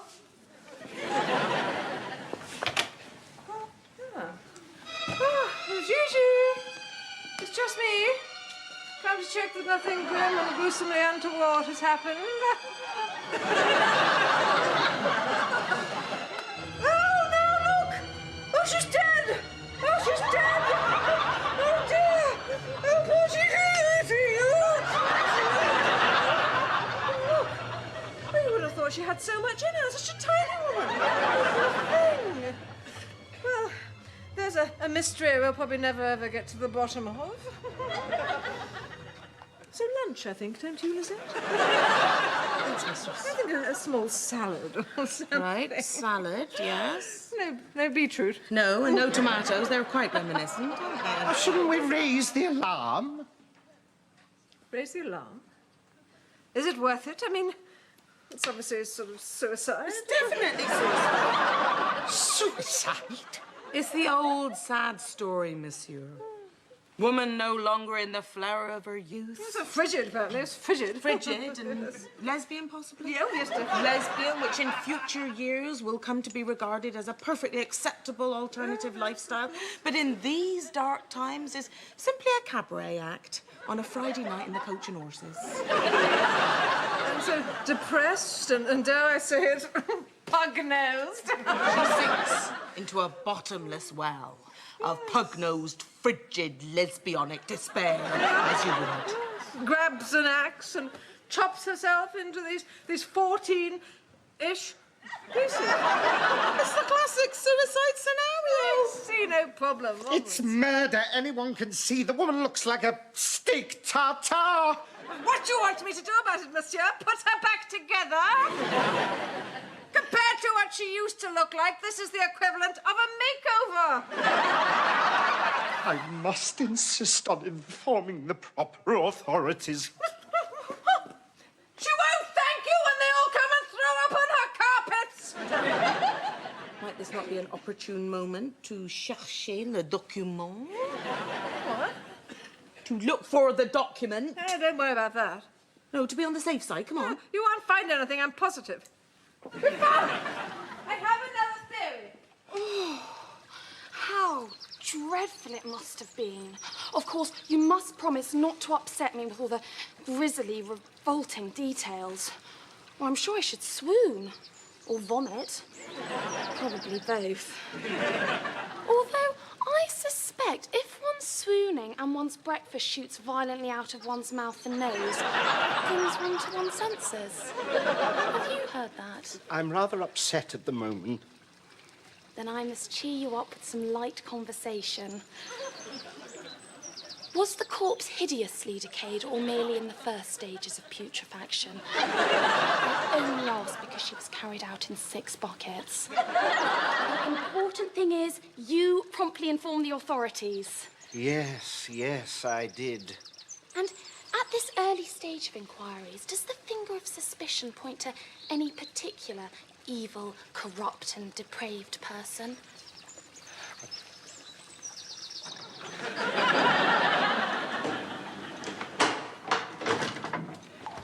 Ideally, of course, I'm looking for a job in the domestic sector. You know, gentleman's plaything, something like that. So if you hear of something, I mean, obviously, I'm going to stay with Madame until all hope is lost, so anything after Friday should be perfect. Madame! I'm happy to say everyone is rooting for you. Big, huge loyalty coming your way. Have you seen these? Yes. Zion. I know. Zion shackles. With my skin tone. It's ridiculous. With this horrible wall. Monsieur, I am a countess. I demand to be chained to a nicer wall. Did you bring it? Yes, I brought it, Oh, yes. hurry up, no time to waste. Oh, I know. I mean, they say the rack's inhumane, but you try sniffing these for hours on end. Oh. And how one is supposed to do one's business, I don't know. Am I a beast, monsieur, that I must stand here with groaning underwear? Calmez-vous, mistress, for I have managed to obtain the key to your manacles. Oh, excellent. Oh, yeah? Excellent. I put it down here. Oh, quickly. Hurry.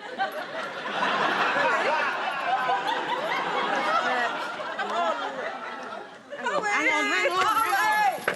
Diddy-doody.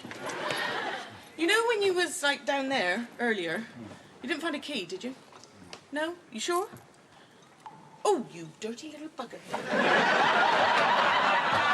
I see. It's a devil, that one. It's got a lovely bottom, though. I'd like to bite it. There. Ah, Madame. I was hoping I might catch you in. What do you want? Well, feeling as one does a tad responsible for your present predicament, and given that you might, one hopes and prays, beat the rap, I would like to present you with a small token of my personal... Bitch! Bitch! Yes, thank you, and inform you that... Murdering snot rag! Evil and venomous lump of cockerel shit! Everyone is rooting for you. Slag! Oh, is that enough, dear? We shall be late for Mass. Oh, my goodness, say we shall. Come on, Lisette. Oh, sorry. Oh, Mungo. There. Wow, I've never mungoed a whore in my life. I wouldn't have had a mungo one, even if she had a sign around her neck saying mungoing a speciality. Yes, expert mungery. I mean, does everyone think I'm guilty? No. Oh, no. Lots of people are prepared to reserve judgment, just so long as your head gets chopped off. Is that the petition for my release? There? Yes, it is, madame, yes. I did as you instructed and went round the palace. As you can see, there was an overwhelming response. Yes, plenty of names. Yes. If a list of names will secure your freedom, we've got names. Oh, well done. Let me look. No. Who's signed? Yes, with Brandy and Misty and Old Arrow. Friends of yours, no doubt. Oh, great, Smoky. Merrylegs. Merrylegs. These names are... Mainly horses, madame. Yes, but they all love you and they're very upset. What's a giddy up and stinker? Yes, both angrily refusing their oaths in sympathy. Well, they're no people. People, madame? How do you mean people? Important personages. Oh, humans? Yes, archbishops, popes, anyone unaccustomed to nose bags and having an arm shoved up the backside. I shouldn't think so, not amongst the clergy, no. What's the matter with people? I know your secrets! I mean, do they not fear me? My tongue is a cocked weapon. Do they not quiver with dread at the scandal I might disclose if I'm not released immediately? I think they do, yes. Well, what are they going to do about it?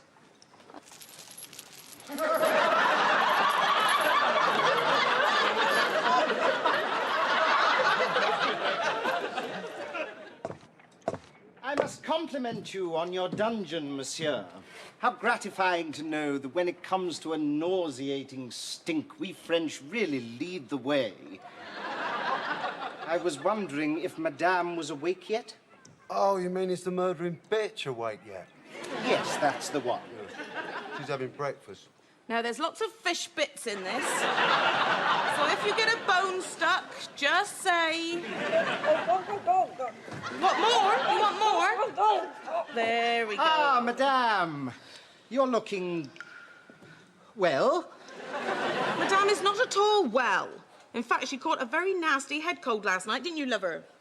See? I hear she has elected to conduct her own defense. She most certainly has. And I'm sure she will prove her innocence to everyone's complete satisfaction. So long as nobody mentions the axe. Axe? Anyone as interested in forestry as my mistress would be bound to have a very large blood-stained axe wrapped up in a sack under their mattress. We have decided that this little piece of evidence is not relevant to the case. And since you are the one responsible for Madame's sojourn here, we have decided you are the one to get rid of it. I'm sure you have no end of friends in need of a big chopper. Mistress. Oh, she can't hear me. Mistress. No word from Monsieur Buffon, but he's on his way. Courage.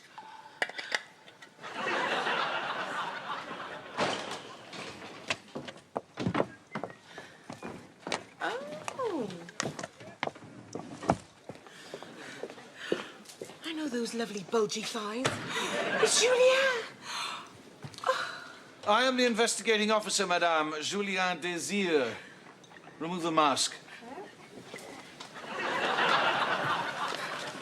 Do you recollect me, sir?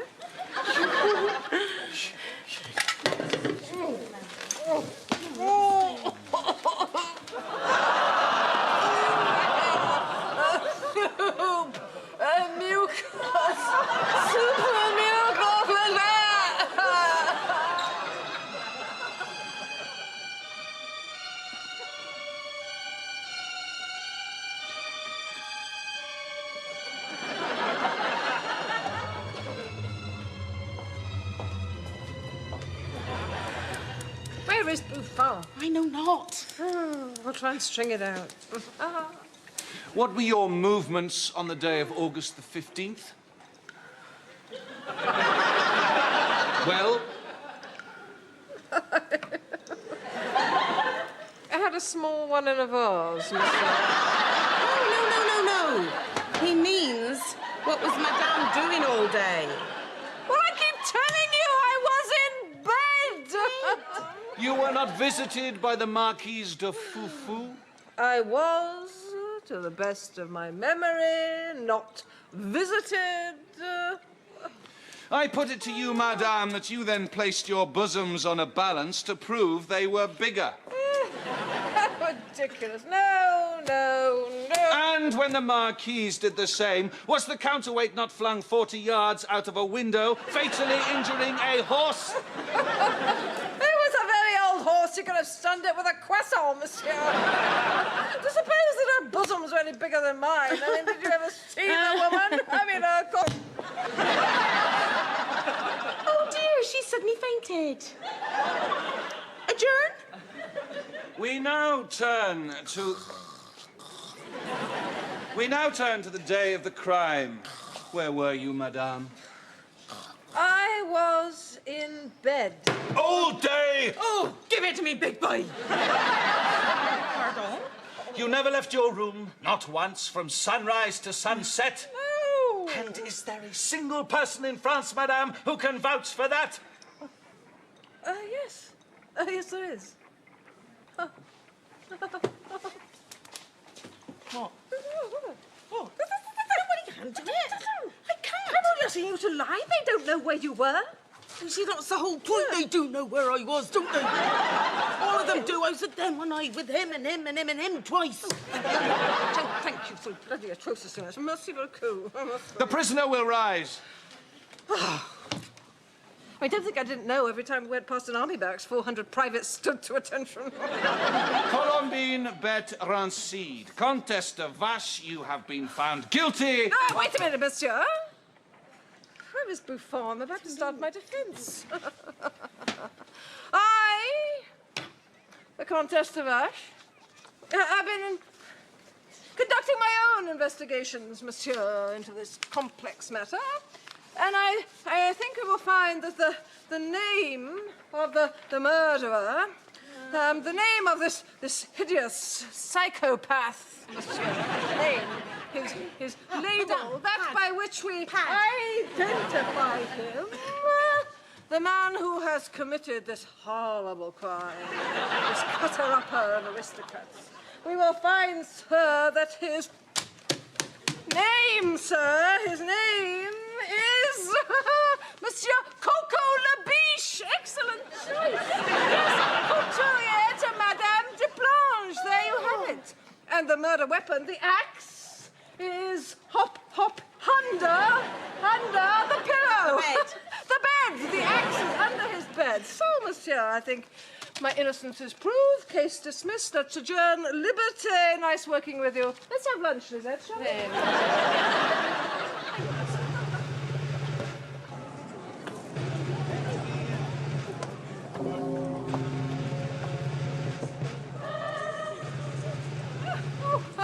That's a nice day for it. We've been very lucky with our executions, haven't we? I booked. Come on, you two. Out. Go on. We never doubted you for a minute. Did we, dear? We did not, dear. Vive la Comtesse! Yes, vive! Vive! Long may she vive! Well, soon be time for the off. Yeah. Come on, chop! You're making a terrible mistake! That man's a genius! He's a fashion guru! He's directional! That man is dead!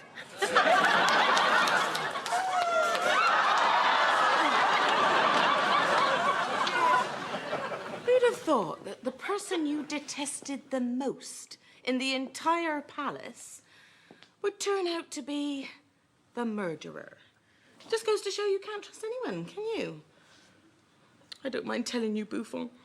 I've been having nightmares about this. I don't know what to think about it. I might need counselling. I mean, how could she do it? I know. She's a sick, twisted, depraved individual. No, I mean, how did she actually do it? Oh, with the axe. No, think about it. For her to have done that, she would have to have got out of bed, put her wig on, put her dress on, opened countless doors by herself. Well, that's impossible. I know! She must be innocent. No, that's impossible. You see, that's what I can't get my head round. And to top it all, it's tea time. You take that train this time. No. No, I think I'd rather not. No, come on, you take it in this time. I don't do teas. But I tell you something, I'm not going in there. I don't know what you're so upset about. I mean, here am I, plain, hairy-legged and lightly moustached, and yet I'm happy and smiling.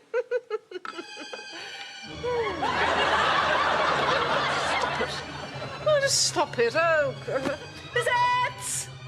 Come and take it away. I'm bored of it now. Thought it'd be more fun. It'd be more fun.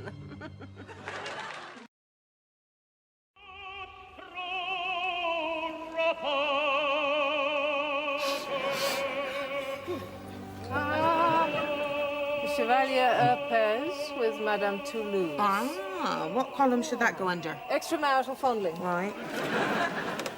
God, it's like Dante's flophouse down there. I know, isn't it? It's an offence to decent Catholic eyes. Yes, it is. I should pluck mine out. Just remind me to pluck them out later. Right. Pluck eyes out. Realise there's art going on. That hideous racket is a very expensive Italian. And reputed to be a great and insatiable lover. Is he? Is he? Though personally, I found him quite an adventurous and sweaty. Always giving me ravioli this and spaghetti that, going on and on about his mother all the time. The Marquise de Montpellier is having trouble keeping her tongue down her own throat. Apparently it's been down so many, it's learnt 6 languages on its own. Bullseye! What? Madame the Planche has gone on to Act 2 before the rest of us. Is this absolutely necessary? Excuse me, yes, it is. Marie Antoinette relies on my mistress for all of her scandalous gossip. I am her eyes and her ears, Buffon. Thankfully not her brain. That's looked after by a small plant in Salzburg. Do you know, I'm rather surprised she's not here. She normally likes a bit of opera. No, only the German stuff. She don't like it unless they sound like they're trying to shift some phlegm. Take the strain. I'm going over the edge. There's some activity here in the stalls. Right. Oh, la la! Who's the daughter's milky absolute? Spit on her, then she'll look up. Oh, no, she's with her husband. Oh, shame. Careful. That's it. People have no sense of indecency. Continue, l'opera, continue. Here, hope I spelled orgy right. I trust I acted correctly in bringing this to Her Majesty's most urgent attention. Ratsbush! Her Majesty says she's nauseated. Oh, please inform Her Majesty that I am also Ratsbrush. No, Bosh. But I'm Bosh. No, it's one Bosh, isn't it, with the rats on the front. Rats Bosh. You have to sound a bit like you're trying to get a wasp out of your throat, like this. Rats Bosh! Will you please go and wait outside? Her Majesty does not speak to people from the lower orders. A class, I might add, you would have to stretch to get up to.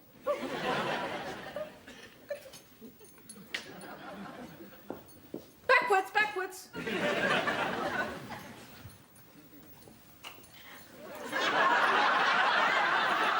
Sorry. Oh, hello. I must apologise, Her Majesty. One has tried to educate her in the ways of our Lord.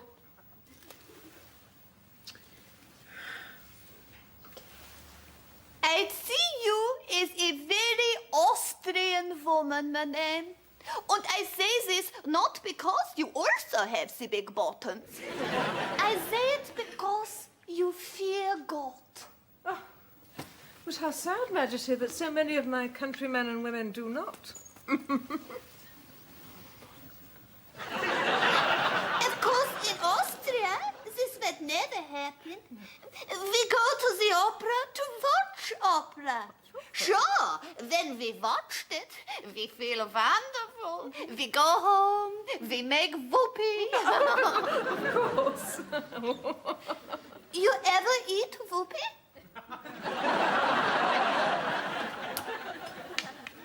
Voopee. An excremental Tyrolean onion and radish salad. Hence the necessity for leather shorts. Oh, it's exquisitely appetizing. The Woppen Voopee.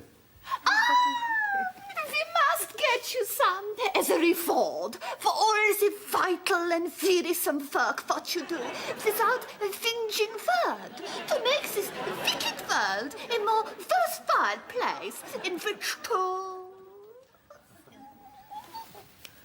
Live. dwell. Pebble dash at Bavarian cobs. I mean, point that woman at the sky. She could knock down a blackbird with one syllable, couldn't she? Sideways. Sideways. You can get rid of that. Well, apparently it's very good voopee. I know, but I'm in rather delicate health at the moment. I was rather nauseous this morning. Give it to the poor. They've all got the squitties anyway, haven't they? Never see them afterwards. Oh, Monsieur Buffon! Did you see him? What did he say?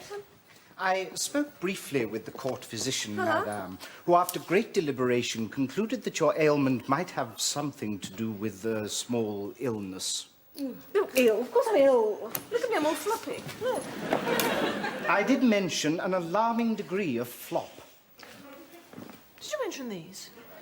Well, they've always been floppy. No, pain, the pain. I can hardly bear for them to be touched. Oh. Yeah, well, luckily for you, they're not often, are they? I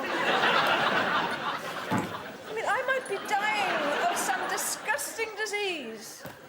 Like the phlegmatic screebles or the... Yeah, or the maunch. Or the maunch, Yeah. the maunch. Yeah. I mean, I've recently been in very close contact with the peasantry. Just yesterday, we scraped 2 of them off the wheels of her carriage. Is that all he said? Is that all? Nothing more? No, there was something else. Well, come on, out with it. I'm the most hardy of women, monsieur. I shall not sway or swoon. He said you're probably pregnant. Is that? Right-o. Ready? Mind the booze, mind the... Madame de Blanche, nicht die sexy fumbling. I am humbled. I stand corrected. Thank you, Mom, thank you. What a sense of humour. Next. It is a sad day, my dear, when one can't fondle a man at the opera even during the dull bits. I do so hate it when Her Majesty is angry.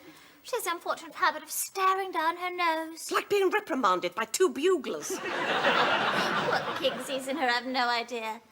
Though, like most Austrians, she does have quite a large bottom. Her pendulous posterior, my dear, is not the problem.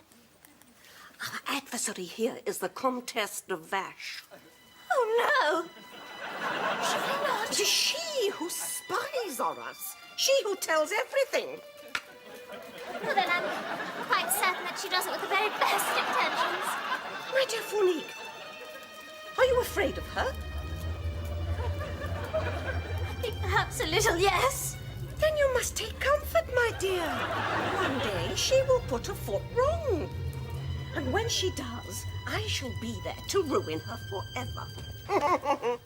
This is a disaster. I don't do mums-to-be. As if she weren't bulgy enough. Oh, give over. Here.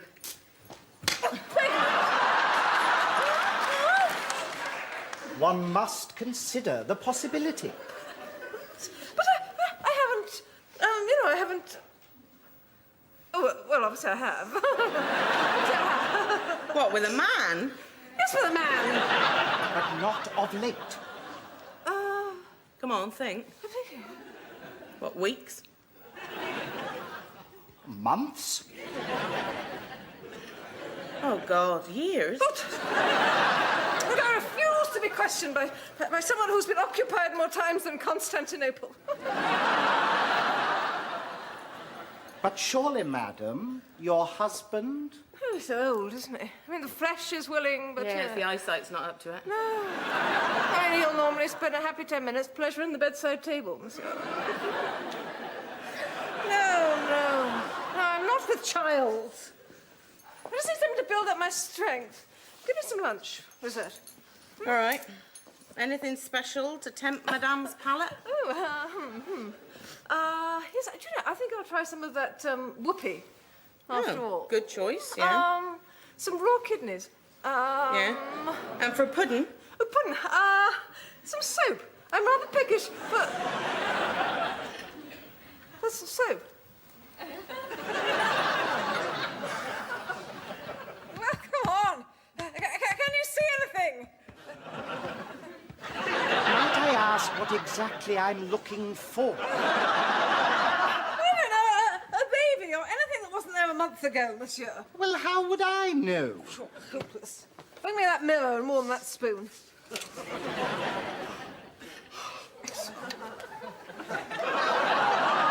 Surely, madame, this sort of thing is best left to the palace physician. What? The palace physician knows nothing of pregnancy, sir, except that he's responsible for about 10 a month, I believe. It's all right, she's back. Oh, excellent. Any luck? Well, I've just been having a long chat with the palace cook, you know, old Courgette. As you know, she's had an astounding number of buns in her oven. And she's given me 2 foolproof pregnancy tests to do on you. Right, what do we do? Right, the first one involves this. Now, don't worry, it goes under the pillow. And after a few days, if you find yourself waking up in the mornings with a terrible urge to vomit, you're pregnant. It does actually work without the fish. In fact, it's much more accurate without the fish. Not terribly enthusiastic. No, right? Well, we've got a very interesting alternative that involves frog spawn. Frog spawn? Yeah. Yes. Blindfold. Yes. And some bellows. Right, yeah. That's frog spawn? Yes. Well, don't worry, it comes from the finest ponds in France. Right. Just think of it as sort of huge caviar. Right. No, I don't think I could eat frog spawn, I'm sorry. Well, that's just as well, because it goes in the other end. Hence the bellows. Right. The blindfold? That's for me, I'm afraid. Right, there we go. Excellent. Right, roll over, mistress. Roll over. That's it. Am I about there? Excuse me, before we proceed, how is this meant to determine if Madame is pregnant? Ah, good point, yeah. No, I don't understand how it works, really. Well, that doesn't really matter. Oh, come on, let's just do it for fun.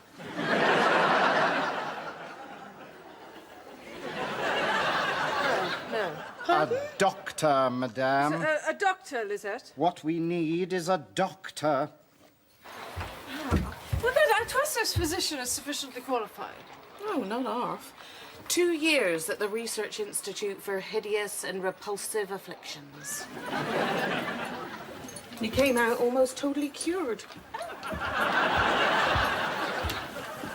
Gracious lady, you honour my humble lodging with your presence. No. She's nothing. Here, hold my muff, Lisette. I am the Countess of Ash. Now, I will get straight to the point. I want you to look down there and ascertain if there's anything unusual. Down where?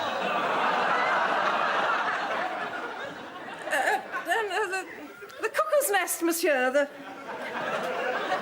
gates of love. The portals of paradise, monsieur.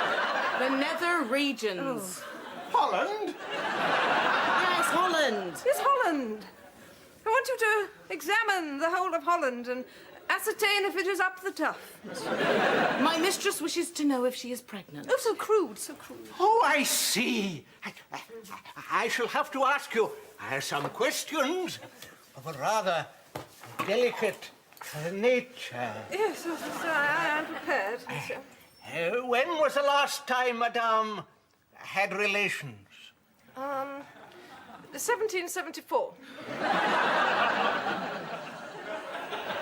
That would be, let me see, 8 years ago. Yes.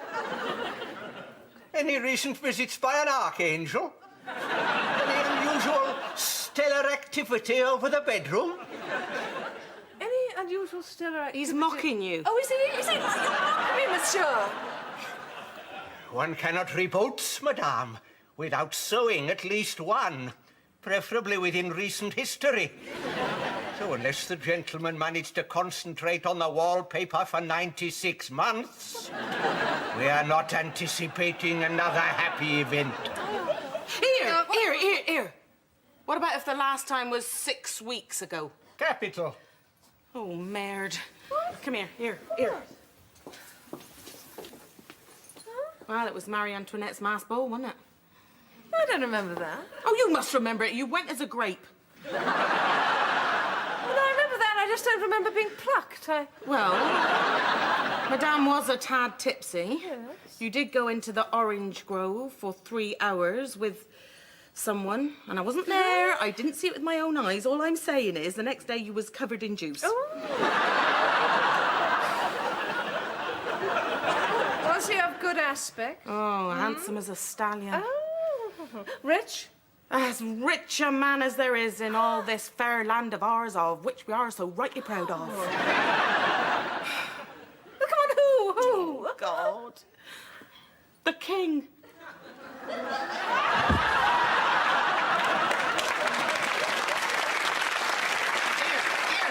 Here. If you wanted to do an internal, now's your chance. Oh, yes. Well.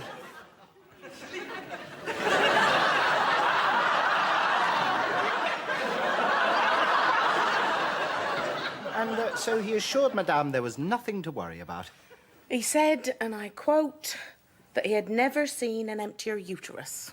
And this from a man with a very well-travelled speculum. Most comforting.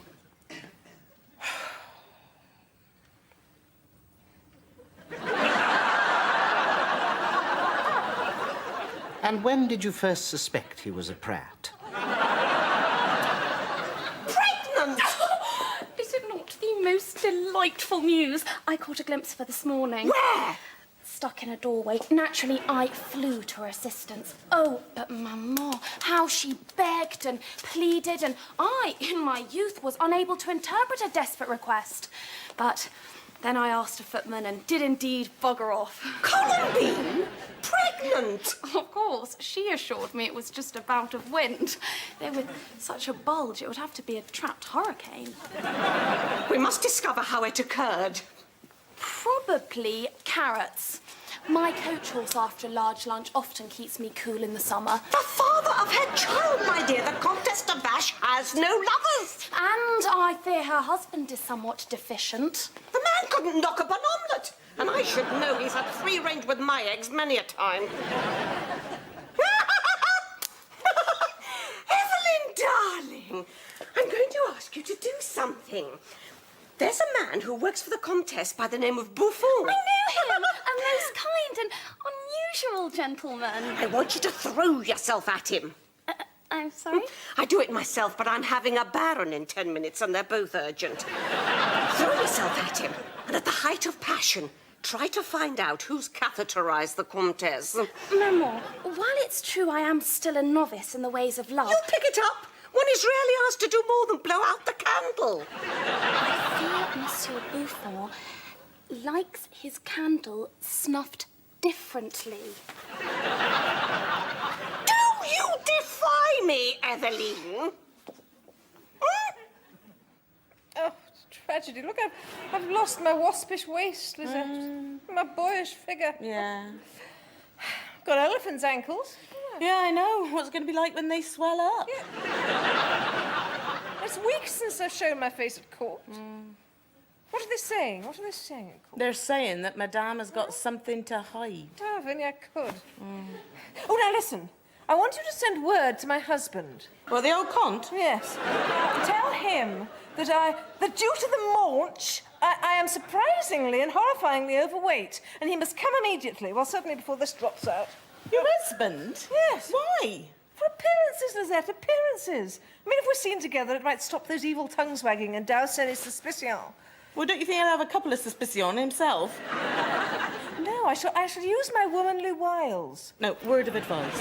Don't use your womanly wiles. Oh. Well, because frankly, they never work, do they? Tell him a lie. Tell him it's his. Lie?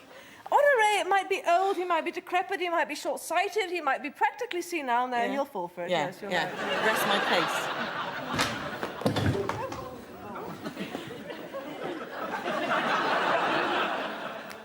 Do I look heterosexual?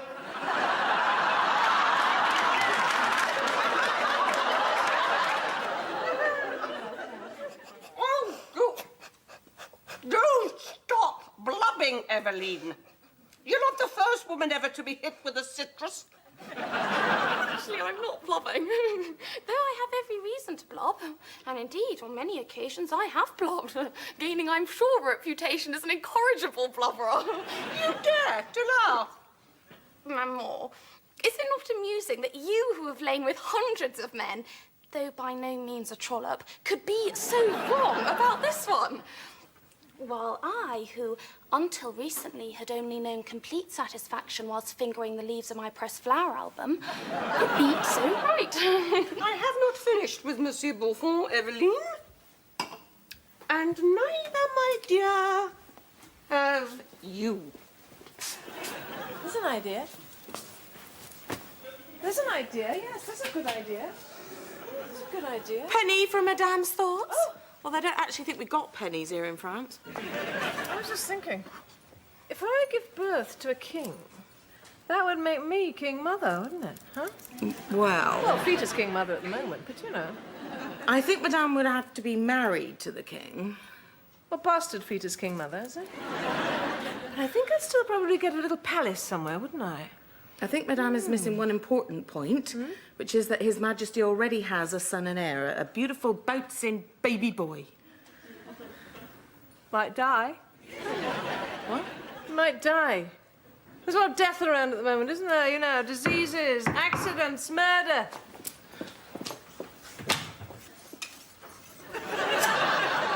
Well? Oh, no, we're still discussing it. I'll be in touch. Go on, Madame is not deliberating doing dastardly death to the Diddy Dauphin, is she? No. Why, you'd be against that, would you? Not half. Honestly. Listen out! Come here. Look out here. Look out of that window. What do you see? Birdshot? No.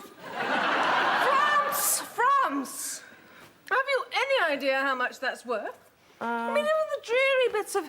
We've got hogs and truffles and ships all around the edges. Ships, huge frigates bearing exotic spices from Bulgaria. My son, Lisette, would own everything. Guadeloupe. All the little Guadelouperites sending greetings to me, her big majesty mama over the water. Balls, banquets. You know. Your husband, Madame, who, informed of your delicate health, rode like the very wind it... Balls, banquets, state openings of things, Lisette, that would have to stay closed if I just couldn't be buggered to get up and open them. Just think about it. Jewels and power, Lisette, jewels and power, the whole court bowing and scraping at our feet. Imagine it. Our necks and fingers glittering with priceless ocelots from deeper Sweden. Imagine, we would have everything, Lisette. Great ships of gold, palaces of power, vats of chocolat. All right, sold. How much are you paying to knock the kid off? Oh, he's very cheap. He's only part-time, you know. Madame, we must needs maintain silence regarding le père de l'enfant. Go on. Don't tell anyone who the father is. One word in le direction faux, wrong direction, we must needs surely be undone. Something so melodramatic. Who's going to say anything?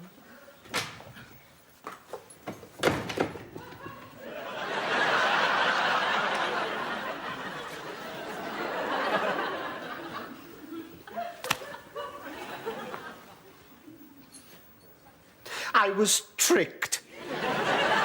Well,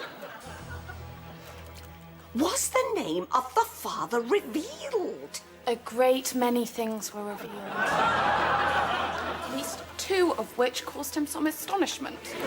Who is it? Oh, Maman, I cannot. I have been sworn to secrecy. Oh, Eveline! Everyone swears everyone to secrecy. It's the only way one can tell whether something's worth spreading around. Who is the father of her child? No! Her Majesty! I must see Her Majesty! You have betrayed me, monsieur. Yeah, thanks to you, all is as naught and everything is put asunder. Oh, sorry, isn't it? I thought it was. Well, you see, I'm still giving birth to the king's child, and he has no heir. The king has a very healthy son. Well, she's wanting to Papa, Python, Papa! So I feel sure that in time Marcel will be king. Who? Marcel. I think, Madame, it would have to be Louis. Oh, I don't see why.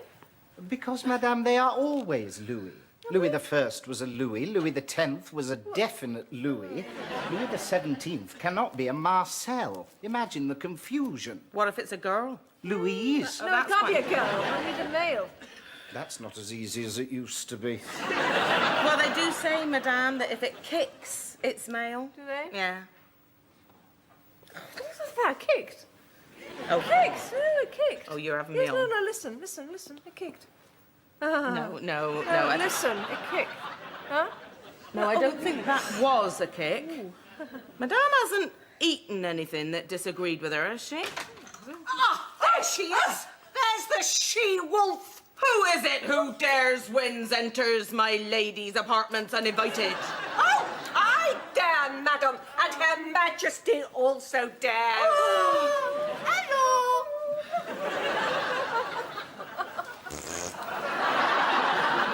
What's that? What's that? Did I not tell you, ma'am? Was? There is the confirmation. Oh, such perfidy. Oh, such... Oh, shameful deceit.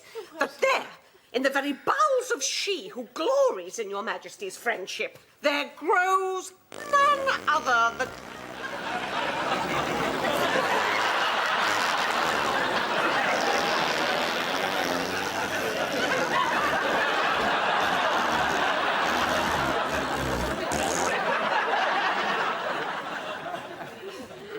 Good voopee?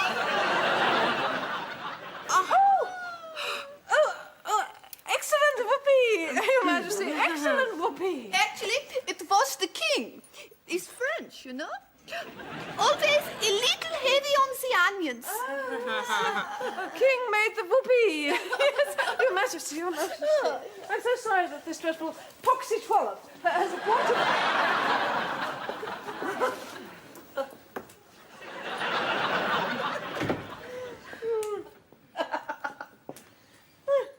Madame looks a little unwell. No, I'm fine. I'm fine. Are you sure? Yes, quite sure. That's done it.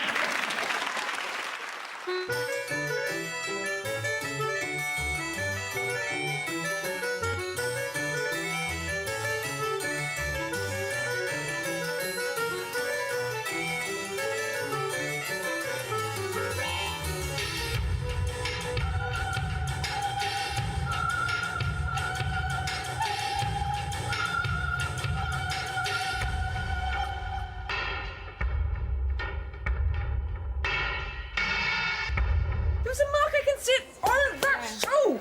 Get down there and lick it. Well, spit on it then and rub it hard. Madame, listen. I had better warn you that there is a brand new dance and everyone in there will be doing it. What's it called? It's called the Vomiter. Do I know that? No, you don't, but it's very easy to learn. Even a drunk halibut could learn it. Well, show me. Give me a demonstration. Come on. Lisette. S'il vous plaît. Right, good. Now, ready? Follow me. And it's 1 step, 2 step, curtsy to your partner, 1, 2 back. Do you see? And then step your foot like this, clap your arms like that, and make them hard, hop, hop, hop, hop. Smack your partner's cheeks like this, make his face, blah, blah, blah, blah. and then get hold of them and whip them round really fast like that. And then you do it all again. I think I'll sit that one out, actually. No, you can't do that. You've got to be seen doing all the most fashionable things. You don't want to be thought of as oldie worldy, do you? No, a la mode. You are wearing the latest in cervical accoutrement. The necklace. The necklace? Yes. All right, yes. When Madame Laplanche sees that necklace, she's going to be green with envy. Yes, green. No, puce, with actually. Completely puce. Yes, all right. Work it into the dance. Oh, shall I? Show the necklace. Right. Show the necklace. Listen to me, mistress. You go in there and you dance. Dance like the flunky bitch you know you are. And dance the vomiter. I trust we are all vomiting. All breeding and no bleeding brains. Well, madame. What? Well, monsieur. Set. Continue. So there you are, prepared to be puce. Madame Laplanche. My dear Columbine, I'm quite exhausted. So many eager young dancing partners. I feared my legs would very soon give way. Oh, my dear, you look glorious. And such an exquisite, dainty, understated little necklace. How clever of your jeweller not to waste his offcuts. Is that your daughter? Yes, my dear Eveline, so light on her feet, even with the Chevalier de la Cossande up her skirt. Eveline! With your permission, Eveline!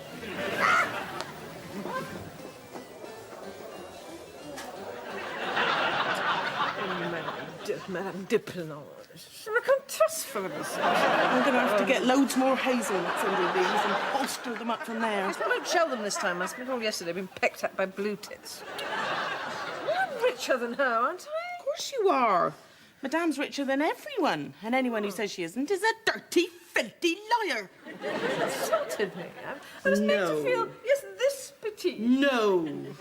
Well, yes, she did, you know. Oh, that must have been terrible. Well, yes, that was awful. She didn't. She did. No, she did. Did yes, she? she did. She didn't. Yes, she did. Well, I'm she? telling you that she did. No, she did. Oh, that must have been terrible. Yes, no, it was terrible. Oh, no. No. I must never again be caught looking poorer than other people. No more small jewellery.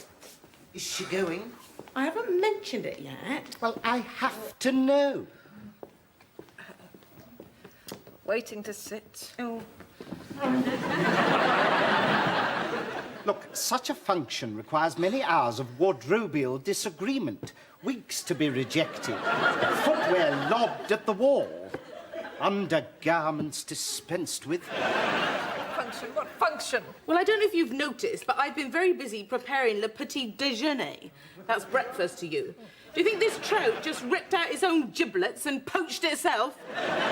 After a year swimming in raw sewage, yes. Well, it didn't, because... Sorry. Don't mind telling me what's going on here. Madame has received a most gracious invitation to a very unusual royal thing. Thing? What thing? Occasion. Event.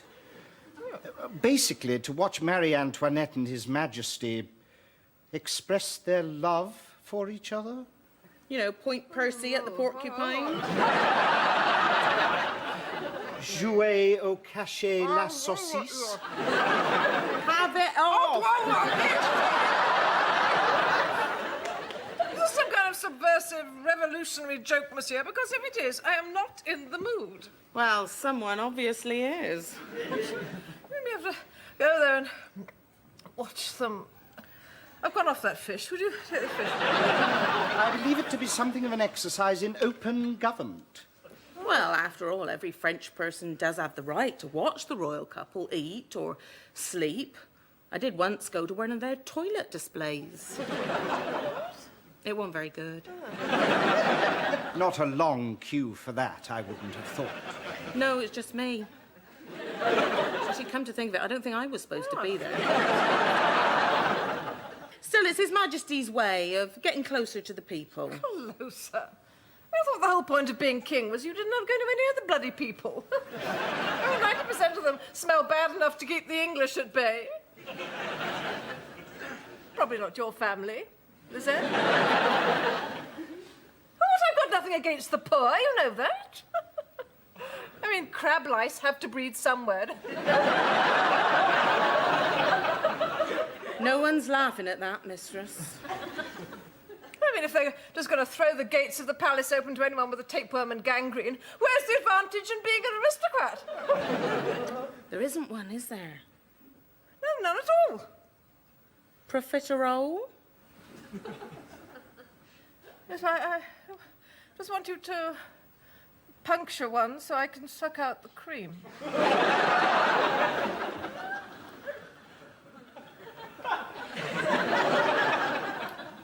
Certainly.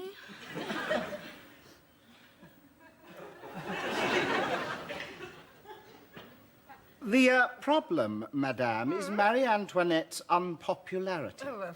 According to a recent anonymous, controversial, and indeed scurrilous biography... Yeah, I've read that, yeah. She is, and I quote, an ugly Austrian slut who has cuckolded the king with every living Frenchman and 6 dead ones, yes. Can't we do some royalties from that? How's it doing? Well, it's a #1 blockbuster here in France, Is but it? it flopped in Vienna. Consequently, she wishes to be seen loving the king by as many subjects as possible. Sort of royal command performance, but with laughs. I hope without audience participation. I mean, you know, he's all right, but I wouldn't touch her with a toasting fork, is it? It simply says, répondez s'il vous plaît. Yes, well, check that. That could be anything. What time's curtain up? 7 of the clock. Oh. And if I know His Majesty, that's carriages at 2 minutes past.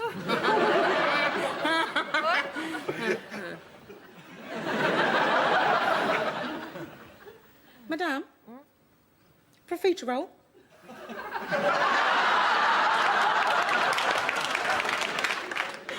A royal invitation. Yes! Then I must wear my pink dress, yes. For the red, though charming, I believe is a sign of a degenerate and loose prostitute. I should hate any man to think me loose. Indeed, the Chevalier de la Coste found me quite the opposite. You, Eveline, are not going. I could, of course, wear the blue, which says nothing at all about one's sexual history, and therefore maybe even worn at funerals. Eveline! White, I'm afraid, would now be dishonest. Eveline, my dear, you will not be accompanying me. Maman? No! Surely this would be an ideal opportunity to formally present me to the king. No, but the king is going to be busy. Marie Antoinette, then? No, she'll most certainly have her eyes shut. You are not going, Eveline, and that is the end of the matter. If you wish to see their Majesties, the public have been invited to watch the meet. I cannot be formally presented if they both have their mouths full. Precisely. I hate you, Maman. I hate you and everything you lie down for. Don't toot your room, Eveline, and don't come out until you have learned to control your tongue. Ah! Powder! Powder me! Powder! Powder!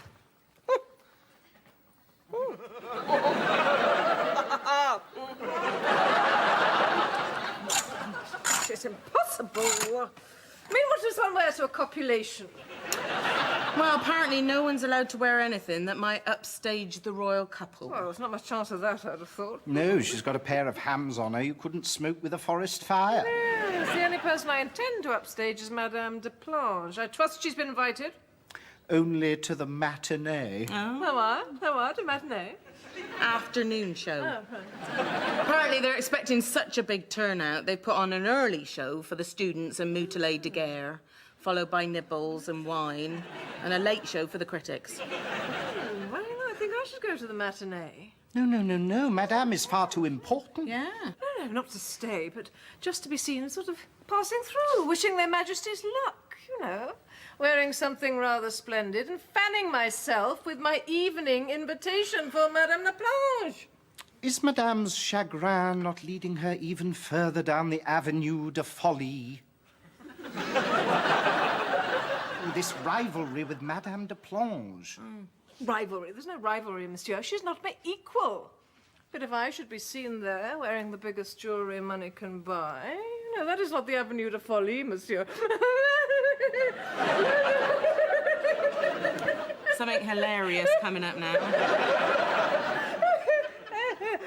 That is the rude awakening. There it is. No, but you see, I can't wear these. These are awful. No, I can't wear these. I need something else. No, you don't want to wear one of his frocks, do you? You want to wear something special. Big, monsieur. Yeah, I'll get my nan to run something up for you. Yes, and I might run something up your nan. It says here matinee. Yes. Do you know who I am? No. Everyone who is anyone has been invited to the evening performance. Well, I suppose there could conceivably have been a mistake. You are? Madame de Plonge. No. Your title. Madame de... Baroness to somewhere? Marquise to somewhere else? Mother Superior?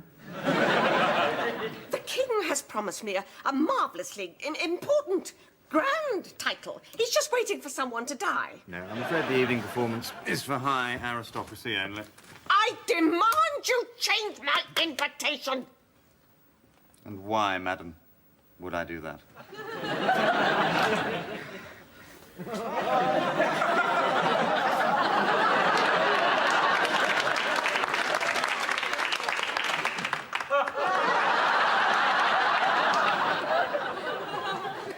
She's gonna die. I'm telling you, she's just gonna die.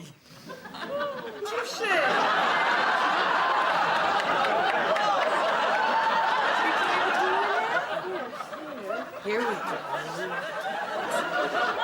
Listen, careful. Careful, bend slightly. Yes, you're through. Oh, and what's the matter? Wig. I got the stick, I got the stick. Out. There. That's it, monsieur. Next door, please, quickly. Got half an hour before we'll be there. Okay,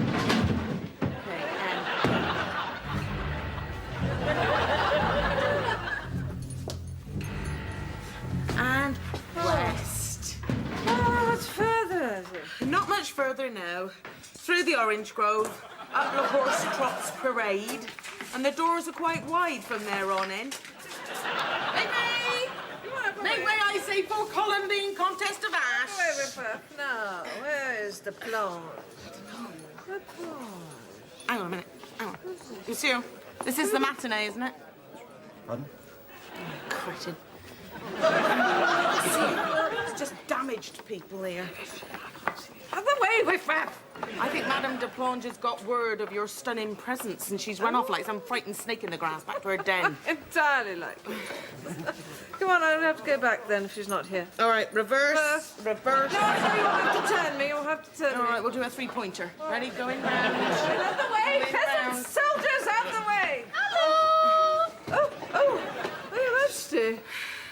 I'm just passing by to say good luck. Break a leg. You don't want to watch it? Watch it! All right, of course. I suppose we have to stay now, do we? I think we're here for the duration now. I'll save someone to come again later. Would you like to sit down, madame? Yes. Right, take the weight. Take the weight. I've got it. Move it. Monsieur.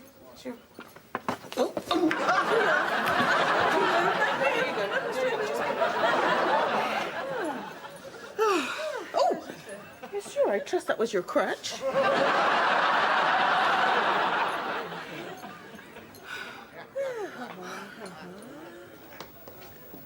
Not starting off with a solo, I hope, is she? Of course, in Austria, this would never happen. We might not do it so frequently, but when one is up for it, one would never be kept waiting. Oh, bless. Perhaps His Majesty has been detained. That is a thought. The king, as you you know, is a most enthusiastic weaver. What? No, I didn't catch it. A what? Weaving! Weave! Vive la reine! Her Majesty is also an expert locksmith. Was? A person what makes locks. Yeah, but even with him, a good Wappenschloppen would normally come first. Bunk up. Perhaps we should pass round the pickles. Oh. Kind, Majesty, how kind. Do you know their Majesties, Monsieur Buffon? Not personally. Very strange. The Marquise de Montpellier assured me you were intimately acquainted with every queen in Europe. I expect that was just some reference to you being a flamboyant homosexual. Oh, dear. Now I have no one to formally present me to the king. Maman is, of course, unable, being only a Madame de. Though I could pay. Mademoiselle has money. I do. My father, who's sadly not known to me, and indeed only a vague blur to my mother, has sent me a large fortune, in exchange for which I must conceal my existence from his wife and promise to go abroad. When will you be leaving? Silly. I've just been. 2 weeks in Spain. Then I think I may be able to help you. Here we go. One last mouthful. Ready? Oh, Here it comes. Here it comes. Here it comes. Oh, I missed. Here it comes. Here it comes again. Down the hatch to the basement. Fancy not turning up. Yes, what would you? I mean, the Queen's no picture, is she? No, I mean Madame de Plonge. Oh, yes. Naturally, Madame de Plonge was not there. She's going to the evening performance. Pardon? What? Her invitation has been changed. Oh, no, I was going to...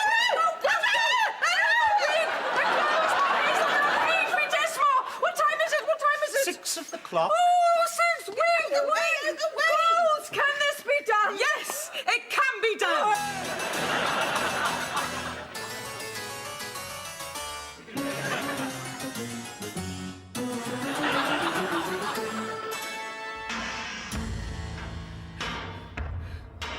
No, it cannot be done. What time is it now? 6:30. I demand to be standing by 7 of the o'clock. What, today? Quickly. We have to get this. Madame, I beg you not to go out in public looking like that. But I have to embarrass Madame de Plonge. She must be paid back tenfold, monsieur. Don't you realise that? Where's he been for the last 24 hours? Oh, where have you been? Where have you been? A number of places. Oh, he's been everywhere. He's been all over. Well, you know, I was gravely insulted, monsieur. Gravely insulted? Yeah, I am cognizant of that. Oh, are you? Oh, he's cognizant of that. Oh, we'd all like to be cognizant, wouldn't we? I'd love to be cognerised. Yes, all right. All I need is a lovely expert cognerisationist. Will you shut the fuck up? At the back there, Oh, it's undone. Oh, I see. Onward. Mistress, please. Surely the thing to do is to publicly embarrass Madame de Plonge in the same way that she embarrassed my lady. But if you go out looking like that, you'll simply embarrass yourself and me and the entire reputation of Maison Buffon. Well, do you have a better idea, monsieur? Well, come on, speak plain and to the purpose, do you? Yes. Well, I'm listening. If Madame will promise to remove that tent and burn it, I will ensure that Madame makes a vulgarly large amount of money, embarrasses Madame de Plonge, and has her expelled from the Palace of Versailles for the rest of her days. Would Madame like that? Yes, burn the dress.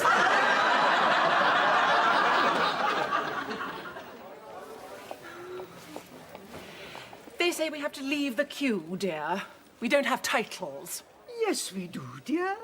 I'm little Madam Smackybots, and you're vicious vixen voluptuous. Yes, I thought it best not to tell them that, dear. What shall we do, dear? naughty piddly panty boys having a surprise cheese and flagellation party. You know I don't like cheese, dear. Force yourself, dear. Can I come? Yes, of course. Oh, anyone else? Oh, what a news area. Oh. Title? Marquis de Beaujolais. Oh. A fruity little number, isn't it? What with him? Beaujolais, Vintner's Droop. Go on. Title? Chevalier de Normandy. Oh. What about him? Yeah, quite good on the beach, flags alarmingly inland. Well, I'm not required to taste my food, you know, Lizette. I do it for you, madame. You think I want to sleep with hundreds of gorgeous hunks above my station? Ah, but honest. Hello. Title? Comtesse de Beauvoir. I think you are not Comtesse de Wawawa. I think you are plain old Madame de Plonge and therefore not entitled to enter the Royal Chambre à coucher. Goodbye. Then you are ill-informed, you tiresome little slut. I am not little. His Majesty has just confirmed on me the title of Comtesse de Beauvoir, and I shall enter wherever I damn well get the urge to enter. Touché, I believe. How exciting. To be formally presented to the king. Is it the done thing to kiss him on both cheeks? Yes, but never on the face.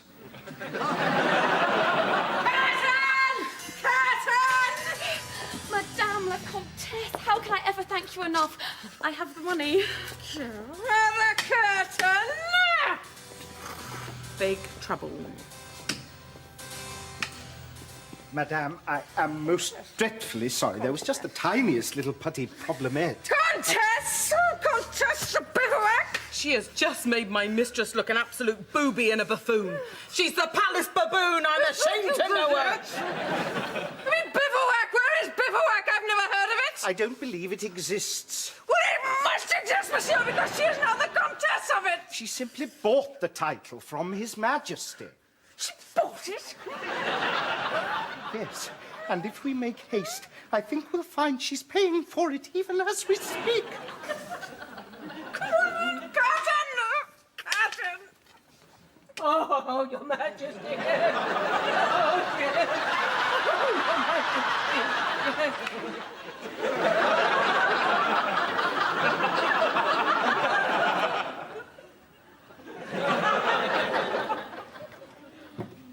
I can explain everything. It's... Louis, how could you? Would this be an appropriate moment, Your Majesty, to formally introduce Eveline de Planche, I order? The daughter of this woman, monsieur, what is not a comtesse no longer, and is banished forever from the palace of... What is the name of the place? The side. Palace of... To wander like a vagabond outside! Yes! Touché, I think, don't you? And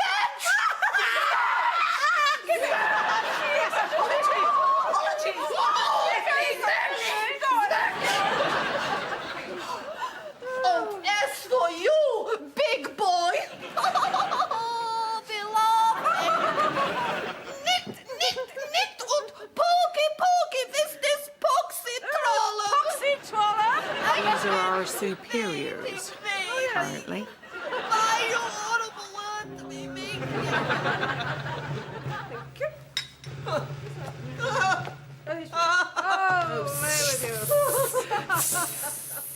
I shall return, Columbine, for the time is nigh when all of France shall rise up. And I feel sure, my dear, that by the time it is half up, you will be sitting on it. I don't believe, Your Majesty, we've been formally introduced.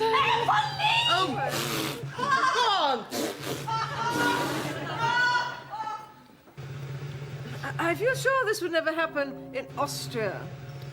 I pine for Austria, madame. I wish I was back in Salzburg. Yes, I think we all wish you were. What is happening? The price of bread has gone up, your marriage. Eat cake! I said, let them eat cake!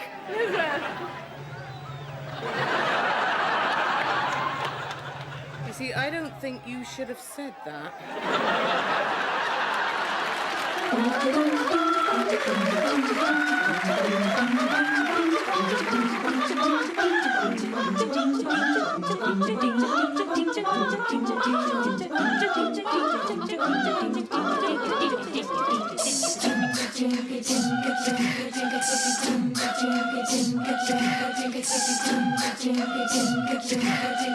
Ding